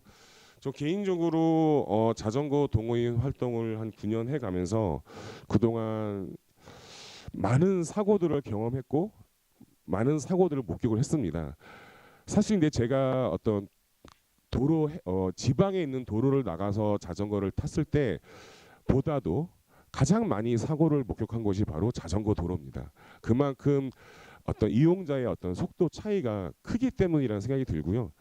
그리고 어떤 그리고 사람들의 인식도 아직은 자전거 도로에서도 도보와 자전거 도로에 대한 분리된 인식이 사람들이 아직 안 되기 때문에 그런 부분들은 좀 정책적으로 홍보도 더 많이 하고 약간 좀 이렇게 강제성을 띈 정책들이 좀 필요하지 않을까. 결국은 그런 것들이 우리 자전거 동호인들한테, 우리 일반 시민들한테 안전이 확보될 수 있는 길인 거고, 그 안전이 확보됐을 때 그리고 좋은 인프라가 만났을 때 아마 자전거 이 활성화가 이룩하게 되지 않을까, 그렇게 생각을 합니다. 감사합니다. 네, 박수 한번 주시죠. 네, 김영주 그 자덕모 대표님이시죠. 자덕모 대표님의 토론 발제 잘 들었습니다. 저기 그 자덕모의 풀네임을 조금 말씀해 주시면 감사하겠습니다. 자덕모이가 풀네임이고요. 네. 그러니까 자전거 덕후들의 네. 작당모이라는 의미로. 네. 그러니까 저는 자전거 덕후들의 그냥 모임이라고 생각을 했는데. 네, 맞습니다. 그 네, 작당이 더 들어가네요. 네, 우리나라 그 자전거 활성화를 위한 어떤 그 과제들, 뭐 인프라를 갖추는 것 이런 것들에 대해서 토론문을 말씀해 주셨습니다. 감사하고요. 이따 또 질문이 있으신 분들은 또 질문해 주시면 되겠고, 다음 토론자는 김의호 대표님이신데 김의호 대표님은 기쿠리어 대표님이시네요. 여기 어디 단체 이름인가요? 이것도 조금 설명을 좀 해주시고, 대표님께서는 우리 이제 마찬가지로 해외 경험을 통해서 우리 국내 자전거는 자전거 활성화를 위한 어떤 아쉬움은 어떤 것들이 있는지에 대해서 발표를 해주시겠습니다. 네, 인사해 주시고 시작해 주시면 되겠습니다.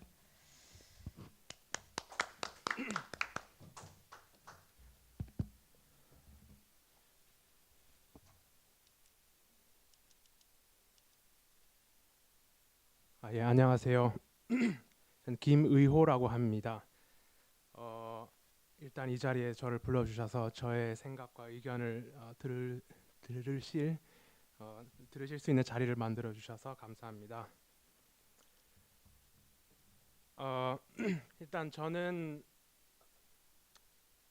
조금 더 저의 개인적인 이제 생각, 해외에서 제가 이제 거주한 경험으로 또 해외에서 자전거를 타온 경험이 있는데, 거기서 느낀 것들과 또 우리나라 현재 상황을 경험하면서 이제 제가 가지게 된 생각들을 좀 정리하게 되었습니다. 일단 저는 자전거 탄지 이제 14년 정도가 되어 가고요. 첫 시작은 이제 친환경에 대한 뭔가 가치를 느끼고 하기 시작했었는데 거기서 더 뻗어 나가서 지금 이제 자전거 관련된 일을 까지 하게 되었습니다. 7년간은 제가 일본 도쿄에서 학생 신분으로 자전거를 취미로 즐기고 그리고 3년간은 이 자전거 메신저라는 일을 해왔습니다. 제가 서울에서 기쿠리어라는 이제 작은 사업을 운영했던 것 같은 자전거 메신저인데요. 자전거 메신저에 대해서 짧게 설명드리자면 이제 서류나 작은 소화물을 자전거만을 이용해서 이제 신속하게 또 안전하게 배달하는 일을 하는 사람을 자전거 메신저라고 합니다. 우리나라에는 자전거 배달일을 라고 하면 거의 음식밖에 없지만 해외에는 이제 수십 년 동안 오래 자리 잡아온 직업군인 만큼 자전거 메신저라는 서비스가 활성화되어 있고 또 그 문화 커뮤니티가 이제 존재를 하는데 제가 워낙 자전거 타는 거를 좋아해서 자전거로 탈 수 있는 일이 또 도쿄에 있다는 것을 알게 되고 거기에 매력을 느껴서 계속 해외 왔었고 그 일이 한국에 없다는 거를 늘 알고 있었죠. 그래서 언젠가는 내가 귀국해서 서울에서 이 자전거 메신저 서비스를 시작해 봐야겠다 라는 생각으로 있다가 코로나가 터지게 되었습니다. 그래서 이 시기다 싶어서 귀국해서 이제 서울에서 약 2년 반 동안 이 자전거 메신저 사업을 운영해 왔었습니다.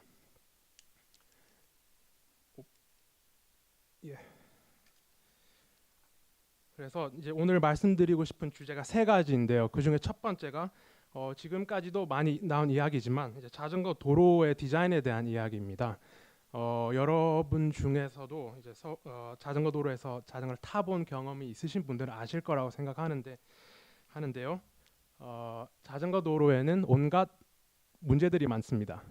이제 첫 번째로는 자동차나 오토바이의 무질서한 주차로 인해 막혀 있는 경우가 있고요. 또 보행자와의 겸용도로라서 이제 충돌 위험이 있고 또 이제 자동차나 오토바이뿐만 아니라 가로막고 있는 온갖 신설물들이 있죠. 그래서 통행에 불편을 느끼고 또 자동차 도로와의 애매한 구분으로 이제 차량과의 충돌이 발생할 가능성이 높습니다. 이런 다양한 문제들이 있고 모두 해결해야 하는 문제들이지만 제가 가장 중요하다고 생각하는 것은 이 자전거 도로의 연속성의 부재예요. 그래서 우리가 자전거 도로가 존재하는 이유를 생각해 봤을 때 자전거 이용자가 안전하고 편리하게 주행할 수 있기 위해 만들어진 게 자전거 도로인데 자전거 도로를 타다 보면 갑자기 끊기고 어디로 이어져 가야 한다는 표지판이 없다든지 아니면 방지턱이 아니라 그 도보의 턱에 맞부딪히게 되면서 이제 위험한 상황들이 발생할 수 있는 것이죠. 네, 그래서 이제 실제로 자전거 도로를 이용하고자 하더라도 이런 불편들, 도로가 갑자기 막혀서 어쩔 수 없이 보도로 들어가서 보행자와 충돌을 할 가능성을 만들거나 아니면 차도로 빠져야 하는 경우들, 또 차와의 충돌 위험을 감수하고 타야 하는 경우들이 많습니다. 즉 이제 자전거 도로의 최우선 목적은 편리한 주행, 안전한 주행이 목적이라면 이 연속성이 있어야 또 알기 쉽게 표시된 표지판을 따라갈 수 있도록 설치가 되어야 자전거 이용자가 안심하고 또 안전하게 주행할 수 있을 거라고 생각합니다.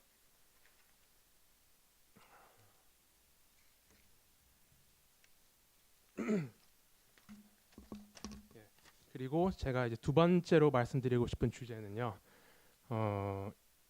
자전거 이용자라고 하면 단순히 운동용이 아닌 또 레저용이 아닌 일상 생활에서 자전거를 이용하는 시민이 대부분이라고 생각하는데 일반 시민이 자전거를 안심하고 또 편리하게 이용할 수 있기 위해서는 대중교통과의 연계 있으니까 그만큼 또 중요하다고 생각합니다.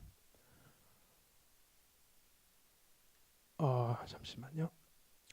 그래서 그 중에 첫 번째는 아까도 이야기 나왔지만 자전거 주차장에 대한 이제 주제인데요. 우리 모두 아마 자전거 도난을 당해 보았거나 아니면 주변 누군가가 자전거 도난을 당해본 경험들이 있을 거라고 생각합니다. 그래서 도난을 경험해본 사람으로서는 다시 도난 당하고 싶지 않으니까 자전거를 더 이상 타지 않는 사람들이 많이 계시겠죠.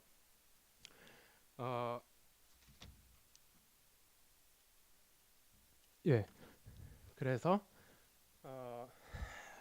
뭐 기본적으로 이미 자전거 주차장에 대한 이야기는 많이 나왔으니까 생략하더라도 특히 대중교통의 허브가 되는 지하철역이나 버스 정류장 근처에 올바른 자전거 주차 시설이 필요하다고 생각합니다. 이제 올바른 자전거 주차장의 요소라고 하면 4가지가 있는데요. 특히 이제 안정성이 제일 중요하죠. 도난 당할 위험이 없고 만약에 문제가 생겼을 경우에 어떤 문제가 발생했었는지 CCTV로 확인할 수 있다든지 다양한 안전 장치가 필요하고요. 또 등록과 관리 시스템이 필요하겠죠. 단순히 그냥 자전거를 주차해두고 또 방치해두고 가는 경우들이 있으니까 이게 누구의 자전거인지 언제 들어왔는지 관리할 수 있는 시스템이 필요하다고 생각합니다. 또 하나는 우리가 흔히 자전거 주차장을 이렇게 거리에서 보면 꽉 차 있어서 그 주변까지 조금 무질서하게 주차된 경우들이 많죠. 그런 경우를 대비하기 위해 충분한 주차 공간이 필요하다고 생각하고요.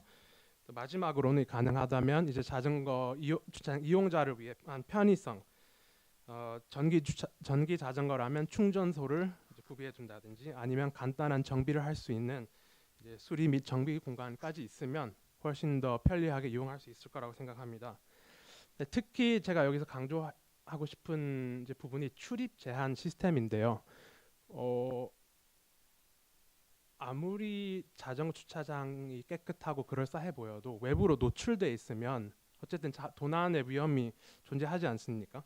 그래서 이게 내가 직접 문을 열고 들어가는 시스템이든 아니면 자전거를 넣고 꺼낼 때 하나의 문이 달려 있든지 이 출입 제한이 가능하다면 이용자가 훨씬 그 도난으로부터의 위험 이제 불안을 덜고 이용할 수 있을 거라고 생각합니다.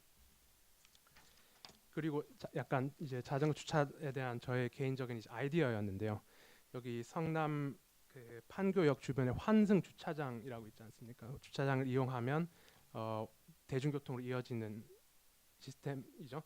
근데 자전거 주차장도 이 환승 개념을 도입해서 누구나 쓰기 쉽게 이제 교통카드와 연계시켜서 또 그걸 이용했을 때 대중교통으로도 이제 환승이 이어지게끔 만들 수 있다면 훨씬 더 이용할 사람들이 늘어날 거라고 생각합니다. 그래서 이제 이 대중교통과의 연계에서 두 번째 주제인데요. 자전거 휴대 시스템에 대한 개선이 조금 필요하다고 생각합니다. 우리가 이제 운동 혹은 레저용으로 자전거 타는 일 이외에는 자전거를 타려면 결국 이동의 수단으로 쓰는 거고 그 이동의 수단으로 특정 목적지까지 가는 게 보통 이용자들의 이제 이용하는 이유인데 단순히 대중교통 허브까지뿐만 아니라 그 이후에도 대중교통을 이용한 이후에도 또 어딘가의 목적지로 걸어가거나 버스를 갈아타야 할 경우들이 대부분이라고 생각을 합니다. 이제 그런 경우에도 본인의 자전거를 이어서 이용할 수 있다면 이제 다양한 장점들이 이제 존재하다고 생각하는데요. 현재 대부분의 이제 국내 지하철의 자전거 휴대 정책들은 주말 혹은 공휴일에만 이용하게끔 돼 있죠. 이제 제가 그걸 해석하기로는 이제 자전거는 레저용이니까 주말에 놀러 다닐 때 타세요. 그럴 때 이용하세요라고 이제 이해를 할 수 있거든요. 그래서 일상생활에서 이용하는 자들은 없을 수 없는 거죠. 평일에도 자전거를 타야 할 일들이 있는데 그리고 대중교통으로 연계할 수 있으면 참 좋은데 그걸 못하니까 못하는 경우들이 있을 거라고 생각합니다. 그래서 이제 주말뿐만 아니라 공휴일에도 공휴일이 아닌 평일에도 자전거를 이용할 이제 지하철이나 버스에 이용할 수 있는 시스템을 만들 수 있다면 자전거 이용자들에게 훨씬 더 많은 이제 선택권이 주어지고 또 이제 여기서 나타나는 다양한 장점들, 뭐 자전거 타는 사람이 늘어나니까 교통 혼잡을 완화시킨다든지, 아니면 자전거를 이용하는 사람이 늘어나니까 비용을 또 줄이고 또 건강해지고 탄소 배출도 절감시키고 다양한 장점들이 있는데, 이제 여기서 이제 해야 할 과제는 자전거 없이 대중교통을 이용하는 사람들의 불편도 이제 생각을 해야 되니까 그 조율이 중요할 거라고는 생각하는데요. 일단 우리가 자전거 활성화를 시키기 위해서는 대중교통에 이제 휴대하는 시스템을 조금 더 발전시키면 많은 도움이 될 거라고 생각합니다. 이제 마지막 저의 주제인데요. 자전거 이용이 일반 시민이 자전거 이용을 가장 꺼려하는 이유에 대해서 생각해 보면 이제 모두 각자의 상황에 따라 다르겠지만 제가 생각하기에 대부분의 이제 초보자나 아니면 자전거를 타고 싶은데 망설이는 이유는 결국에는 이제 다른 교통수단, 자동차 혹은 버스 혹은 오토바이로부터의 이제 위험 때문에 자전거 이용을 망설이는 경우가 저는 대부분일 거라고 생각해요. 그래서 제 주변에도 제가 뭐 넌 왜 자전거 안 타? 물어보면 이렇게 위험한데 어떻게 타? 라는 대답을 이제 10명 중 9명은 그렇게 얘기를 합니다. 그래서 이제 여기서 나오는 포인트 하나는 이제 자전거를 위한 인프라만 구축해서는 이게 될 일이 아니라고 저는 생각을 합니다. 자전거를 위한 효과적인 인프라를 구축함과 동시에 자전거를 위협하는 이제 다른 요소들을 이제 여기 나와 있는 것처럼 좀 캄다운 시키는 교통 진정 조치가 필요하다고 생각합니다. 그래서 우리도 이제 흔히 일상생활에서 많이 보는 것들이긴 한데요. 교통 진정이란 일단 도로의 설계 및 관리 방식을 통해 차량의 속도를 줄이고 또 보행자와 자전거 이용자의 안전을 증진시키기 위한 조치라고 이제 합니다. 이제 거기에 교통 진정의 예시로는 속도 제한을 둔다든지 신호등을 늘리거나 아니면 신호등의 시간을 축소시켜서 이제 횡단보도 이용을 더 늘린다든지 또 방지턱이나 속도 완화 장치, 도로 디자인 자체를 이제 조금 바꿔서 자동차가 스스로 천천히 달릴 수 있게 하든지, 다양한 뭐 커브 및 우회 장애물 혹은 교차로를 개선, 그리고 이제 마지막으로 우리에게 필요한 자전거 전용 공간을 설치하는 일이죠. 그래서 자동차들의 운전 속도를 줄임으로써 자전거 이용자가 안심하고 안전을 느끼고 더 활성화시킬 수 있을 거라는 이제 말씀을 드리는 겁니다. 그래서 다양한 이제 효과들이 있는데요.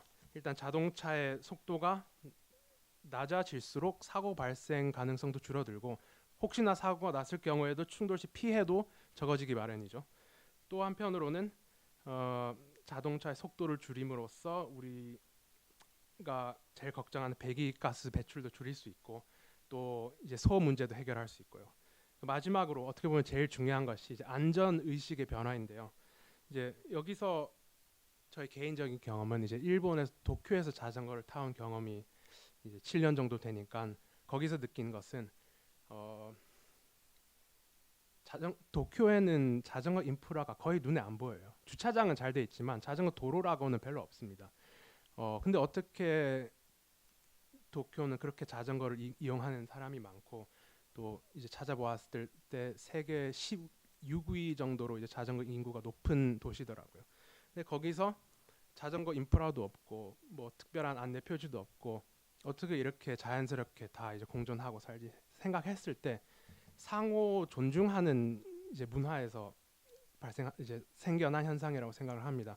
자전거 운전자도 이제 자동차에 대한 배려 그리고 보행자에 대한 배려가 있고 보행자도 서로 인식하면서 다니고 제일 중요한 것은 이제 자동차 운전자도 자기 길을 가로막는 자전거가 있더라도 함께 달리는 길이라는 인식을 가지고 이제 존중하면서 달린다는 것이죠.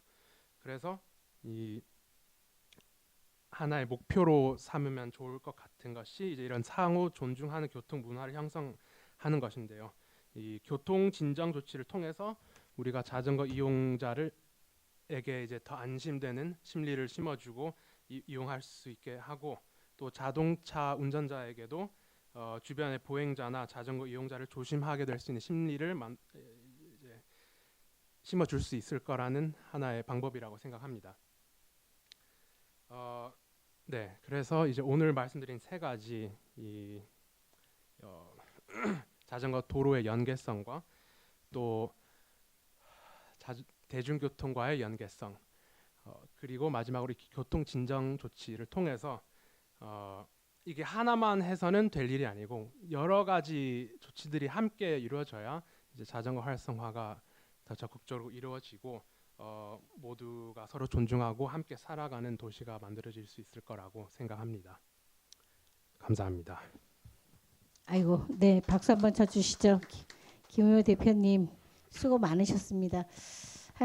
크게는 한 4가지 정도 말씀해 주셨어요. 처음에 시작은 인프라에 이제 우리 아쉬운 부분들이 어떤 것이 있다라는 것부터 해서 개선책, 뭐 그 제도 개선이라든지 제도 개선, 뭐 제한 이런 부분 좀 말씀해 주셨고, 교통 진정을 통해서 우리 그 안전 의식에 대한 고치, 안전 의식을 갖는 것까지 한 크게 4가지 정도로 이렇게 발표를 해주셨는데 전체적으로 빠지지 않고 의미 있는 발표를 해주신 것 같습니다. 네, 수고 너무 많으셨고요. 아까 제가 질문 드렸던 거, 그 기쿠리어가 일본 말인가요? 아니요. 기쿠리어. 예. 기에서 기은 이제 일회성 일에 대한 단어를 의미하고요. 또 쿠리어는 이제 프랑스 어원의 이제 배달부라는 말입니다. 그래서 이제 일회 뭐 이제 굳이 배달. 해석하자면 일회성 이제 네네. 배달인데요. 예.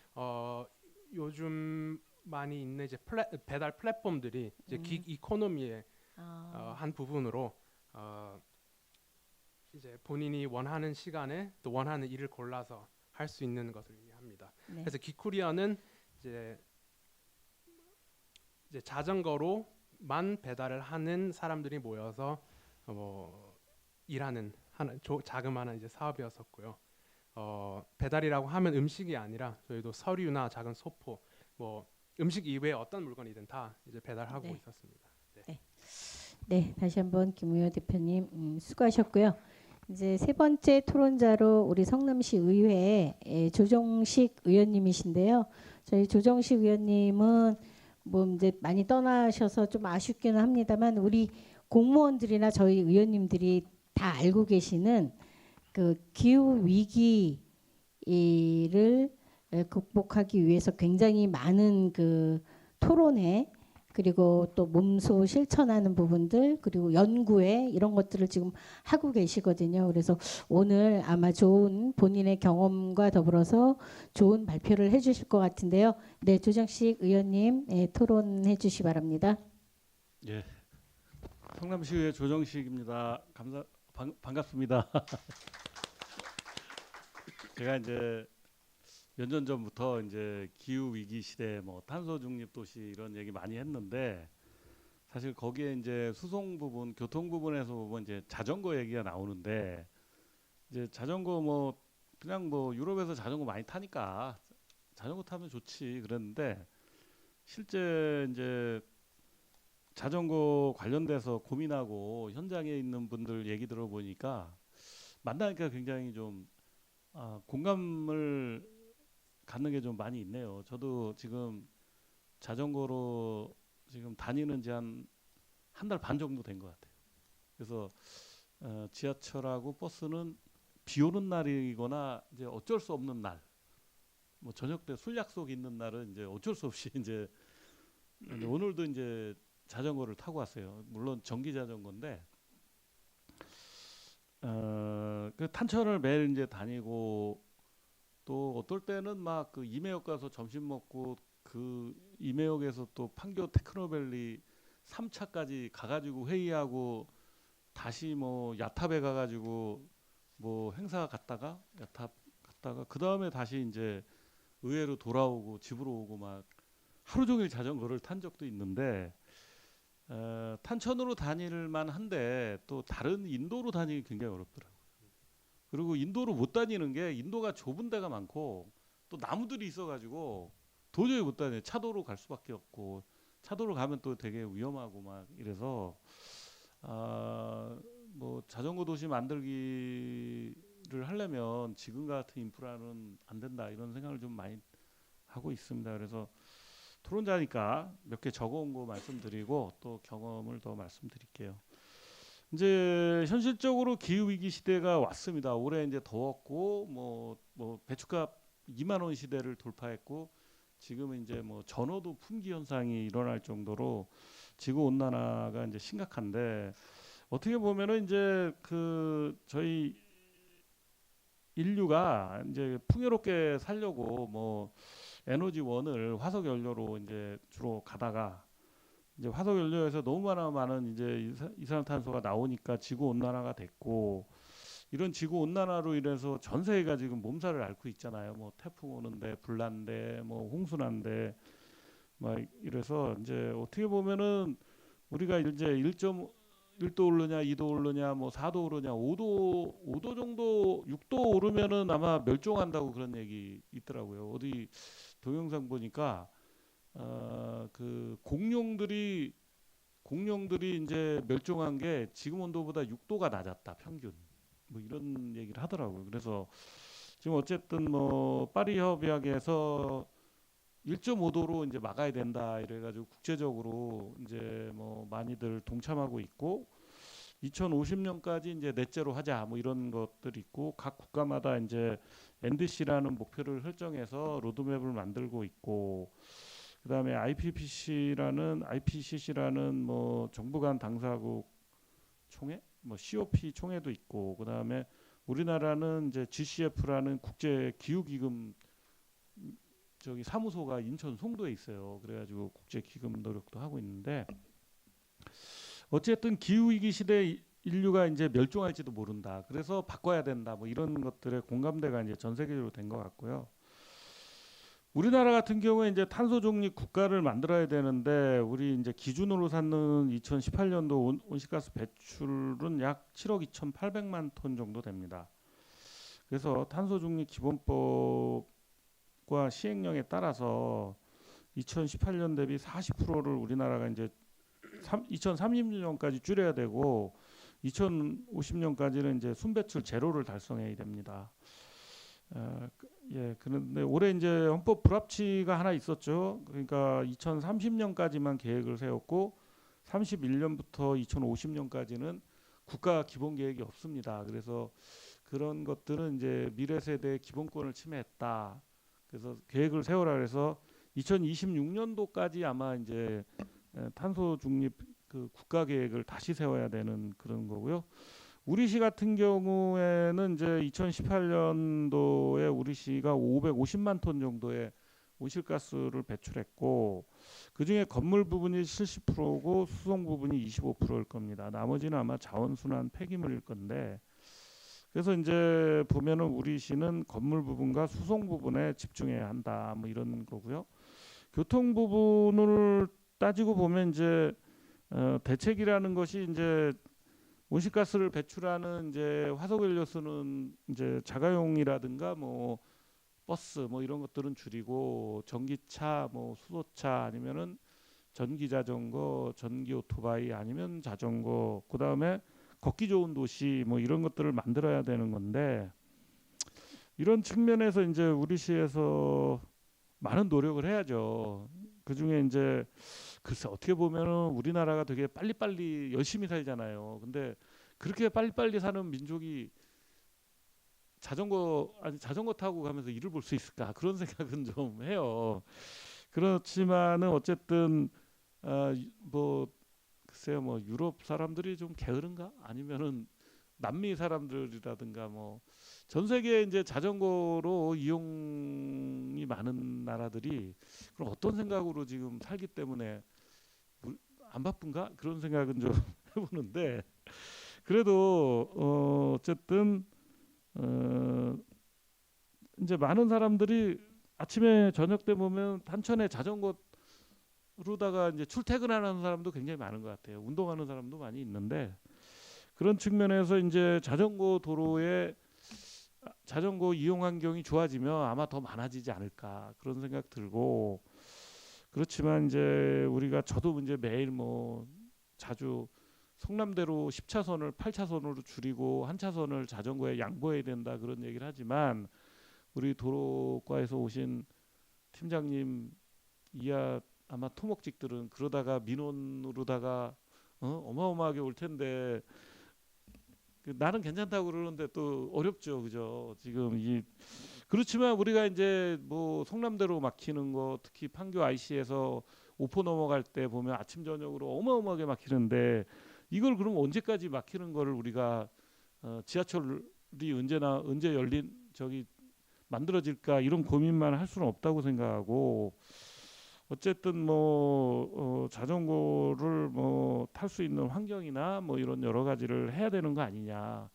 결국 자전거 도시 성남시를 만들어야 되는데 이쪽 우리 이제 뭐 성남시를 이끄는 이제 뭐 선출직 시장과 시의원들 그다음에 집행부 공무원들 뭐 이렇게 해서 시민적 공감대를 이뤄서 어떻게 자전거가 잘 탈 수 있는 도시를 만들긴 해야겠는데 그런 것이 과연 어떤 이제 결단을 통해서 가능할까 뭐 이런 생각을 좀 저도 많이 해봤어요. 제가 시장이 된다고 이게 가능할까 그런 생각도 좀 해보고 그지만 이제 뭐 어쨌든 기후 시대에 탄소를 줄여야 되는 건 맞는 것이고 우리나라 지금 아까도 얘기했지만 건물 부분이 70, 수송 부분이 25%인데 여기에서 수송 부분의 대책이 나올 게 전기차, 뭐 수소 전기차, 그 다음에 자전거, 걷기, 뭐 그런 거지 않습니까? 그러면은 이제 어쨌든 뭐 전기차들도 요새 잘 안 사고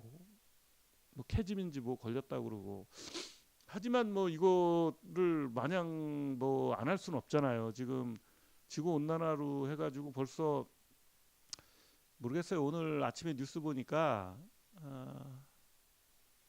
뭐 전어 없어진 것뿐만 아니라 제주도의 산호들이 다 이제 다 죽었다, 하얘졌다, 뭐 이런 건데 바닷물이 한 3.5도 올랐다는 거예요. 예년에 이게 3.5도 평균 올랐으면 엄청 오른 거거든요.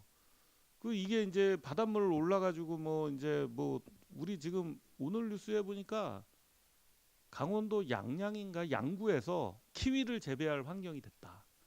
키위가 원래 제주도나 뭐 이런 남부지방에서 많이 했는데 이런 걸 보면서도 우리가 이제 기후 변화나 기후 위기 시대를 체감하지 못하고 이걸 대응을 해야 되는데 그냥 만만디로 그건 뭐 아까 말씀하듯이 뭐 야 그거는 국가에서 책임을 져야지 뭐 이렇게 이제 하는 거는 굉장히 무책임한 거 아닌가 이런 생각이 들고요. 그다음에 세계적으로 보면 이제 파리 15분 도시 뭐 아니면 뭐 브라질 꾸리찌바, 콜롬비아 메데진, 스페인 세비야 뭐 엄청나게 많은 도시들이 이제 도시 혁신을 하면서 뭐 BRT라든가 뭐 BRT는 여기 이제 버스 전용 차로라고 보면 됩니다. 그리고 자전거 도로 뭐 이런 거 많이 늘리고 그러는데 우리나라는 왜 안 하고 있나?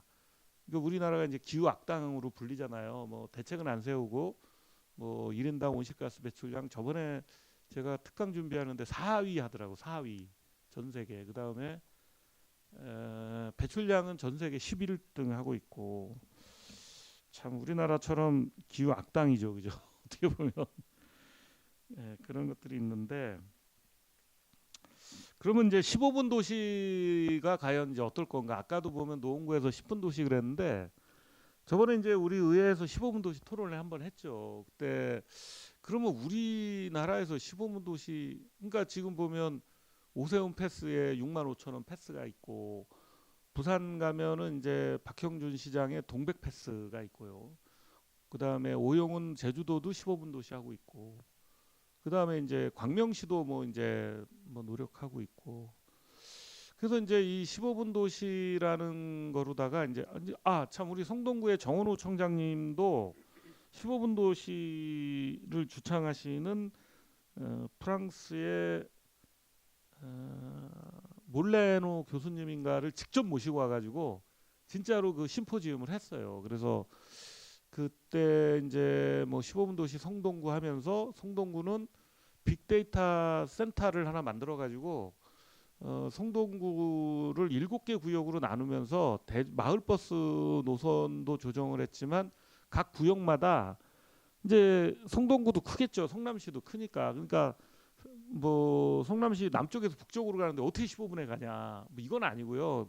우리 성남도 뭐 권역을 한 4개로 쪼갤 수 있고 그 권역마다 있어야 될 인프라, 가령 뭐 보건소, 병원, 학교, 쇼핑센터, 학원 아니면 기타 무슨 뭐 그런 것들이 이제 균형 잡히게 배치되면 아마 그게 15분 도시라는 그런 개념인 것 같고요. 근데 우리나라 지금도 보면은 뭐 아침에 우리 분당 성남에서도 서울로 출근하는 사람 많고 또 판교로 출근하는 사람 많고 그러니까 이 직주 근접이라는 그런 이 생활권적 무슨 어떤 도시 설계를 해야 되는 거 아닌가. 그래야 교통이 이제 장거리 출퇴근이 없어지고 진짜 걸어서나 자전거 타고 한 15분 안에 직장도 가고 집에 오고 그런 이제 좋은 도시가 되지 않을까 그런 생각을 합니다. 그래서 우리나라도 이제 뭐 아마 많은 사람들이 출퇴근 뭐 진짜 1시간 2시간씩 하면 아주 피곤해서 못 살고 그거 다 아니까 이제는 어쨌든 뭐 직장하고 집하고 가깝게 도시 설계들을 계속 해나가면은 자가용 팔아라도 안 타지 않을까 그런 생각이 좀 하고요.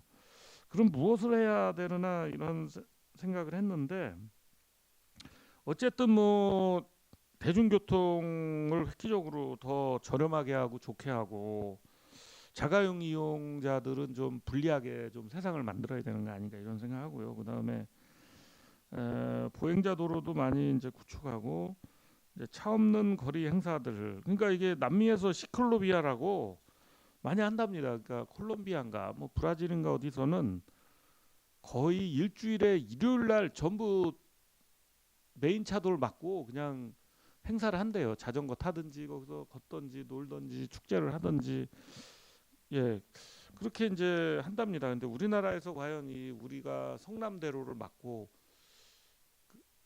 일주일에 한 번 아니고 한 달에 한 번이라도 막고 행사를 할 수 있을까 그런 생각이 좀 들고요. 우리 성남에서도 자전거 대행진이라는 행사를 했었어요.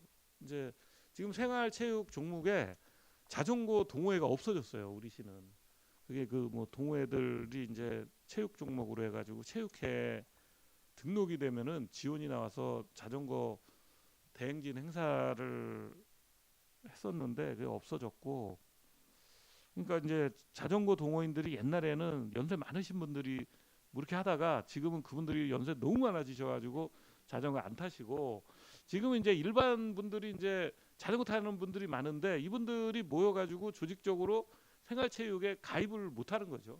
그럴 필요가 없고 뭐 예 그러다 보니까 이런 것 같고요. 결국은 서울시도 아마 박원순 시장님 때 광화문에서 저기 월드컵 경기장까지 이런 행사를 했습니다. 아마 지금도 할지도 모르죠. 오세훈 시장이. 그 다음에 이제 어쨌든 지금 보면은 공유자전거 제가 지금도 타죠. 에브리바이크 그거 무동력 자전거 그거 1년 정기권 해가지고 좀 탔고 그 다음에 이제 그것도 없으면은 이제 카카오 자전거도 탑니다. 저는 너무 좋아요. 좋고 편한데 어쨌든 자전거들이 카카오 자전거는 좀 고장난 것도 많더라고요. 좀 약간 탈 때 불편해요. 그래서 이제 저는 이제 우리 시에서도 제주도처럼 전기 자전거 구매할 때 보조금을 좀 줘야 되는 거 아니냐. 제주도 하더라고요. 그리고 이제 우리 기후 위기 기회소득, 기후행동 기회소득인가 그 경기도에서 하는 그 앱을 보면 자전거를 하루에 10km 이상 타면은 800원 정도 인센티브를 주게 돼 있어요. 그래서 그런 제도들을 적극적으로 좀 활용하고 또 우리 시에서도 더 많은 인센티브 마일리지들 같은 걸 좀 줘가지고 자전거로다가 이제 직장 다니고 뭐 이런 것들을 좀 늘려야 되는 거 아닌가 이런 거고 그 다음에 자전거 도시를 이런 걸 만들 때 우리 그 자전거 팀장님 오셨는데 자전거 타고 다니세요? 안 타시죠? 지금 최근에 자전거 도로 안 만들었죠. 자전거 도로 옛날에는 많이 이렇게 뭐 행안부에서 뭐 하라 그래가지고 막 하다가 지금 거의 안 하죠.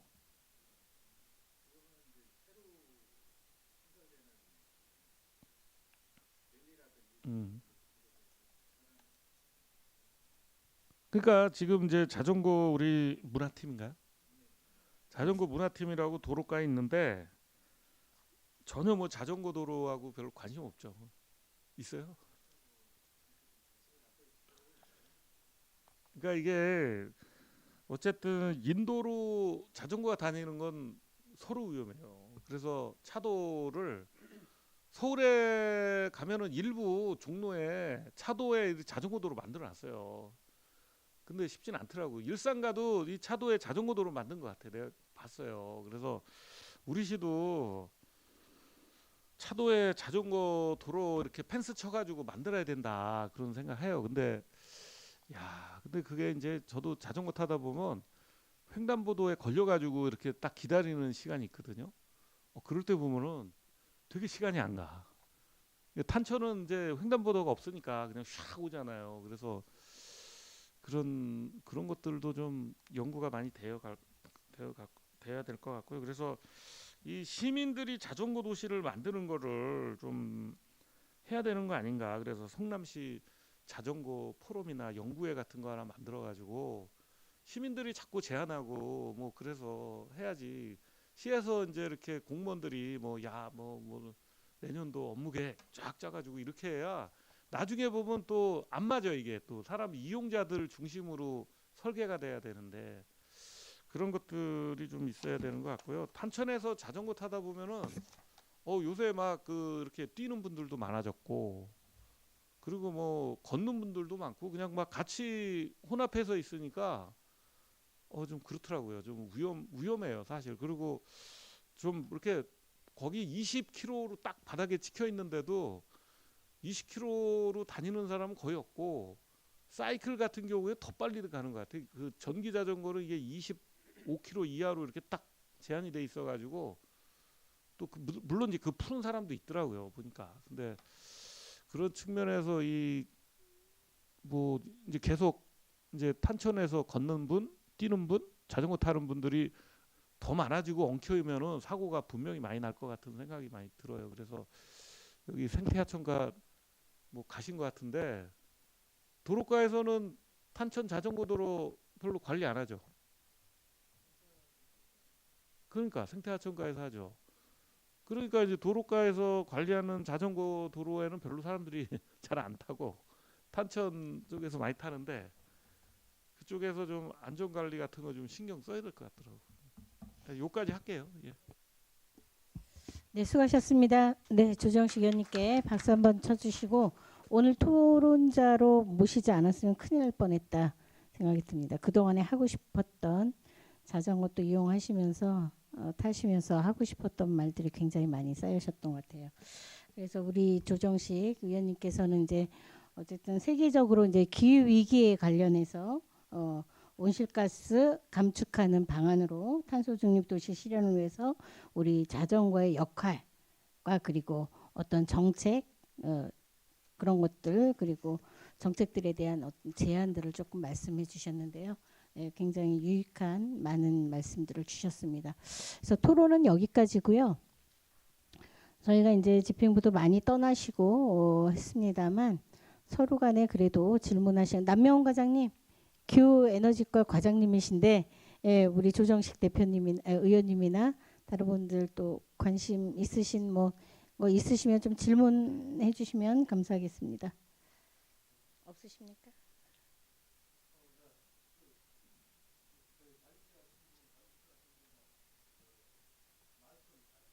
네.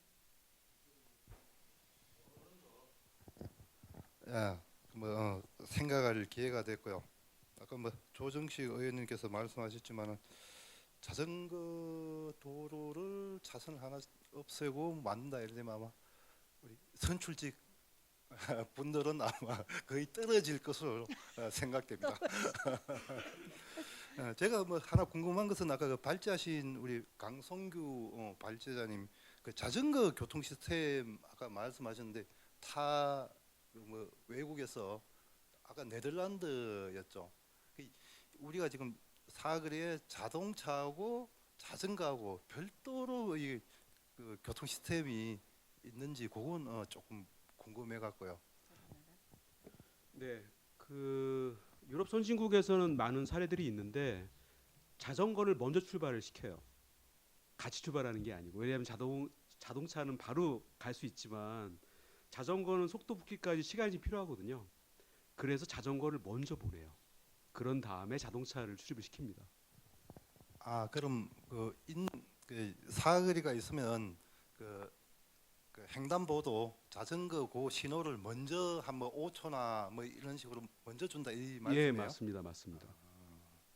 그러려면 우리 같은 도로 여건에서는 이 사거리가 사실상 제가 볼 때는 정체 원인이 네. 사거리가 이 거리 간 간격이 좁기 때문에 이 정체가 많이 된다고 보거든요. 아, 아. 제가 그 말씀을 드린 거는 갑자기 우리나라가 갑자기 도로 시스템을 또는 표지판을 바꾼다고 그래서 당장 그 문제 해결되는 건 아니에요. 유럽도 몇십 년 동안 여기까지 그 만들어 온 체계이기 때문에 뭐 그거를 모방한다고 해서 자동차 선진국이 되는 건 아니거든요. 제가 그래서 성남시에 제가 제안드리고 싶은 게 또 하나가 있습니다. 일단 차량 소통이 없는 구간을 이용해서 한번 시범 콥스를 만들어봤으면 좋겠다. 시범 콥스를 뭐 처음부터 모든 걸 다 바꿀 수는 없잖아요. 도로를 줄이고 그리고 갑자기 차를 막고 뭐 그런다고 해서 자전거가 막 나오는 건 아니거든요. 예를 들어서 역까지의 코스를 길든 짧든 시범 코스로 하나 만들고 역 근처에다가 간단하게라도 모듈형 자전거 주차 당장 옮길 수 있는, 근데 스마트하게 그거를 보관할 수 있어야 돼요. 그런 거를 만들어서 한번 시범 서비스를 해보는 거예요. 제가 마케팅이 관련된 일을 오래 했는데 마케팅의 첫 번째 가장 쉬운 방법은 예리하게 찌르는 거거든요. 예리하게 찌르는데 구멍이 생기죠. 그다음부터 이제 넓히는 거는 어렵지 않습니다. 근데 두툼한 걸로 한꺼번에 뚫으려면 되게 힘들어요. 그래서 어떤 시범적인 어떤 케이스 하나를 만들어서 반응이 좋으면 야금야금 넓혀 나가는 겁니다. 그래서 많은 예산을 쓰고 뭐 그러지 않더라도 우리가 어떤 시범 사례로서 성공을 하면 다른 지하철들도 따라 한번 시범해 볼 거고, 우리는 그걸 계기로 해서 넓혀 나가면서, 잘 아시겠지만 우리 그 초등학교 앞에 요즘에 차량 속도 30km로 제어하잖아요. 첫 번째 어땠습니까? 시민들 불만 되게 많았어요. 항의도 하고 불만 잔뜩하고. 지금은 근데 시간이 지나서 어느 정도 익숙해졌지 않습니까? 지금은 이제 지켜요. 알게 모르게 지키고 빨리가 안 된다는 거 알고 있습니다. 사람이 불만은 생기죠. 근데 그 불만이라고 하는 거를, 그 불만 때문에 내가 영원히 못할 거라고 하는 건 세상이 안 바뀐다는 얘기잖아요. 인간은 관성의 동물이고 안 바뀌길 원하지만 어쨌든 누군가는 제어를 하고 바꾸고 결과론적으로 그게 옳은 선택이었다라는 걸 보여주는 게 좀 중요하다고 봅니다. 고맙습니다. 네, 또 질문하실 분 있으십니까? 네, 없으십니까? 네. 네, 저희가 이제 4시 반에 지금 회의가 있는데 예, 급합니다. 그럼 마무리를 좀 하겠는데 제가 이제 지난 8월인가요? 8월에 이제 자전거 관련한 그 조례를 조금 개정을 했습니다. 근데 이제 그거 관련해서 제가 좀 얘기를 여기다가 썼는데, 이 제도라는 게 이게 지금 그 자전거 활성화를 위한 조례를 만들었는데, 이게 우리가 활성화를 위한 조례가 이게 활성화가 될까 별 의미가 없다라는 생각이 들어서 그거 관련해서는 제가 좀 말씀을 안 드리겠고요. 지난번에 이제 4월에는 그 어디 이제 2050 탄소 중립 녹색 성장 위원회에서 저희 같이 이런 토론회를 했었네요. 자전거 이용 활성화를 위한 정책 간담회를 유인천 뭐 관광부 장관 하고 해서 이제 그 토론회 공동으로 주관한 정책 간담회가 있었는데, 여기에서도 이제 뭐 장관도 그렇게 말씀하셨어요. 탄소 중립이 생활 문화로서 뿌리내릴 수 있도록 이제 우리 관에서만 하는 것이 아니라 또 민에서만 또 하는 것이 아니라 민관이 연대해서 자전거 타는 것을 활성화하자.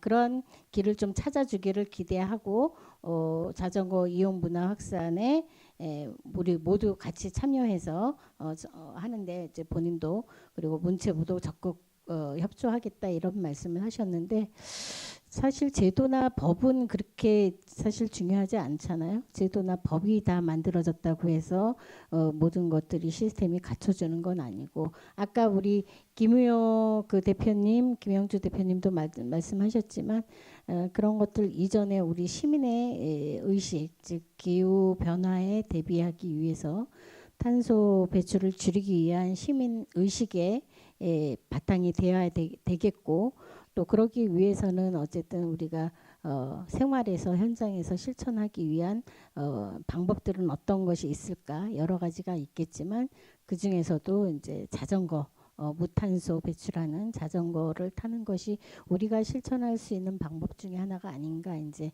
그런 이제 생각을 하면서 좀 들었습니다. 저도 이제 제가 한 10살 때니까 초등학교 3학년 때 자전거를 탔어요. 그때는 50원인가 내면 1시간을 탔었거든요. 자전거를 대여하는 거예요. 근데 이제 어리니까 금방 배웠나 봐요. 금방 배워가지고 막 자전거를 탔는데 지금 생각해 보니까 위험했을 텐데 어떻게 이렇게 탔지? 막 1시간이 아니라 또 뭐 50원 더 내고 또 막 2시간 타고 막 이랬는데 그때는 이제 물론 인프라 시스템은 전혀 없었지만 그 자동차나 버스 이런 게 없었던 것 같아요. 그래서 안전하게 그래도 탈 수 있었던 것 같은데 그때 그 실력을 발휘해서 저도 자전거 타기를 좀 해보려고 하고 우리 조정식 의원님께서 매번 자전거 탔다고 뭐 본인 포인트 보여주고 자랑하시고 하는데 저도 좀 실천해보려고 마음은 있습니다만 이렇게 몸으로 잘 행동이 되어지지 않습니다. 제 얘기 이제 간단하게 했고요. 우리 저기 마지막으로 우리 시민으로 참여하신 박선태 회장님이 간단하게라도 말씀을 듣고 저희가 오늘 토론회를 좀 마무리하도록 하겠습니다. 지난번에 텔레비를 보니까요. 안동시가 자전거가 굉장히 많더라고요. 근데 그 이야기 들어보니까 학교도 등교할 때 자전거로 다가고 출근도 자전거로 하고 거의 뭐 시내버스 교통수단은 거의 없답니다. 전부 다 대개다가 다 자전거를 이용하고 집집마다 자전거가 뭐 3대 4대 있다고 그러더라고요. 그렇게는 못할 망정 우리도 기후 대비를 좀 해야 되지 않겠냐. 탄소 중립화를 실천하기 위해서는 아까 조정식 의원님 말씀하셨는데 건물 부분에서 한 70%, 수송 부분에서 한 30%가 되는 모양인데 하여튼 우리가 조그마한 데서부터 우리가 좀 이렇게 뭔가를 알고 좀 전략을 하고 줄이고 이용도 하고 이래야 되는데 자전거를 그게 안 되는 것 같아요. 그래서 좀 그런 좀 뭐랄까 좀 안내를 할지 이런 게 좀 강화가 되어지면은 집에서도 좀 탄소 중립에 대해서 신경을 쓸 거고 사실 뭐 에어컨 가스나 이런 뭐 그런 가스가 날려가지고 지금 지구 공간에 그 우주층을 뚫어버려서 지금 햇빛이 많이 들어와서 기후가 변화가 되고 온난화되고 이런다는 이야기를 하는데 그런 이야기들을 다 몰라요. 뭐 그러려니 하고 있는데 그런 것들이 좀 많이 피할이 되고 집에서도 이렇게 전략하고 뭐 한다는 이야기가 나와야 되고 또 수송 부분에서 아까 말한 20%가 300% 된다는데 그것도 지금 자전거도 타는 게 제일 좋은데 도로변에 옛날에는 차도에 인도에서 한 80cm 정도 자전거 도로가 있었어요. 근데 지금 다 없어졌어. 그래서 그런 것도 다시 성남시에서도 좀 만들어서 자전거 타기 운동 그리고 일요일 날은 또 단천이라도 자전거 뭐 달리기 대, 걷기 대, 뭐 타기 대 이런 것도 좀 행사를 좀 하고 좀 이렇게 좀 광범위하게 좀 PR이 되고 알려지게 했으면 좋겠다는 생각이 듭니다. 예. 네. 오늘 좀 좋은 이야기 많이 들었습니다. 네, 예, 감사합니다. 예. 저기 강원식 팀장님 좀 들으셨죠? 이런 것들을 우리 자전거 팀에서 좀 하셔야 되는 거 아닌가요? 예, 내년 사업에 좀 반영될 수 있도록 조금 계획 세우시고 고민해 주시기를 부탁드리고요. 진짜로 마지막으로 우리 강성규 발제자님이나 토론자 중에서 마지막으로 말씀하실 분 계시면 말씀하시고 토론 마무리하겠습니다. 대표님 마무리하실 바는 없을까요? 네. 우리나라가 이제 수출하려면 탄소세, 탄소 감축 관련된 여러 가지 목표치에 도달해야지만 수출도 이제 할 수 있는 나라가 됐고요. 유럽하고 달리 우리나라는 탄소 배출권 거래 가격이 유럽의 10분의 1밖에 안 되는 나라거든요. 우리나라가 자전거 활성화되는 가장 쉬운 방법은 자전거를 타는 거를 마일리지로 쌓아서 돈으로 리워드해 주는 거예요. 그래서 그 방법을 제가 지금 찾고 있고 여러 업체들하고 지금 얘기를 하고 있는데 제가 방법을 찾으면 성남시에 제가 말씀드리겠습니다. 네, 우리 대표님 감사드리고요. 오늘 토론회 한 2시간 1시간 50분 정도 하셨는데 대표님을 비롯해서 발제자님 대표님을 비롯해서 토론해 주신 김영주 대표님, 김우효 대표님 그리고 우리 의회 조정식 위원님 모두 수고 많으셨습니다. 그리고 플로어에 계신 우리 시민 대표님 수고 많으셨고 그리고 이제 자전거 팀장님 자리가 좀 불편하셨나요? 좀 불편하셔야 될 텐데 많은 도움이 됐을 것 같고요. 그리고 우리 기후에너지과 남명훈 과장님 감사드리고 끝까지 남아 계신 우리 팀장님 성함을 제가 박남희 정책팀장님, 박남희 팀장님도 감사드립니다. 예, 이상으로 우리 성남시 자전거 활성화 방안 마련을 위한 토론회 이상으로 마무리하도록 하겠습니다. 다 수고하셨습니다. 감사합니다.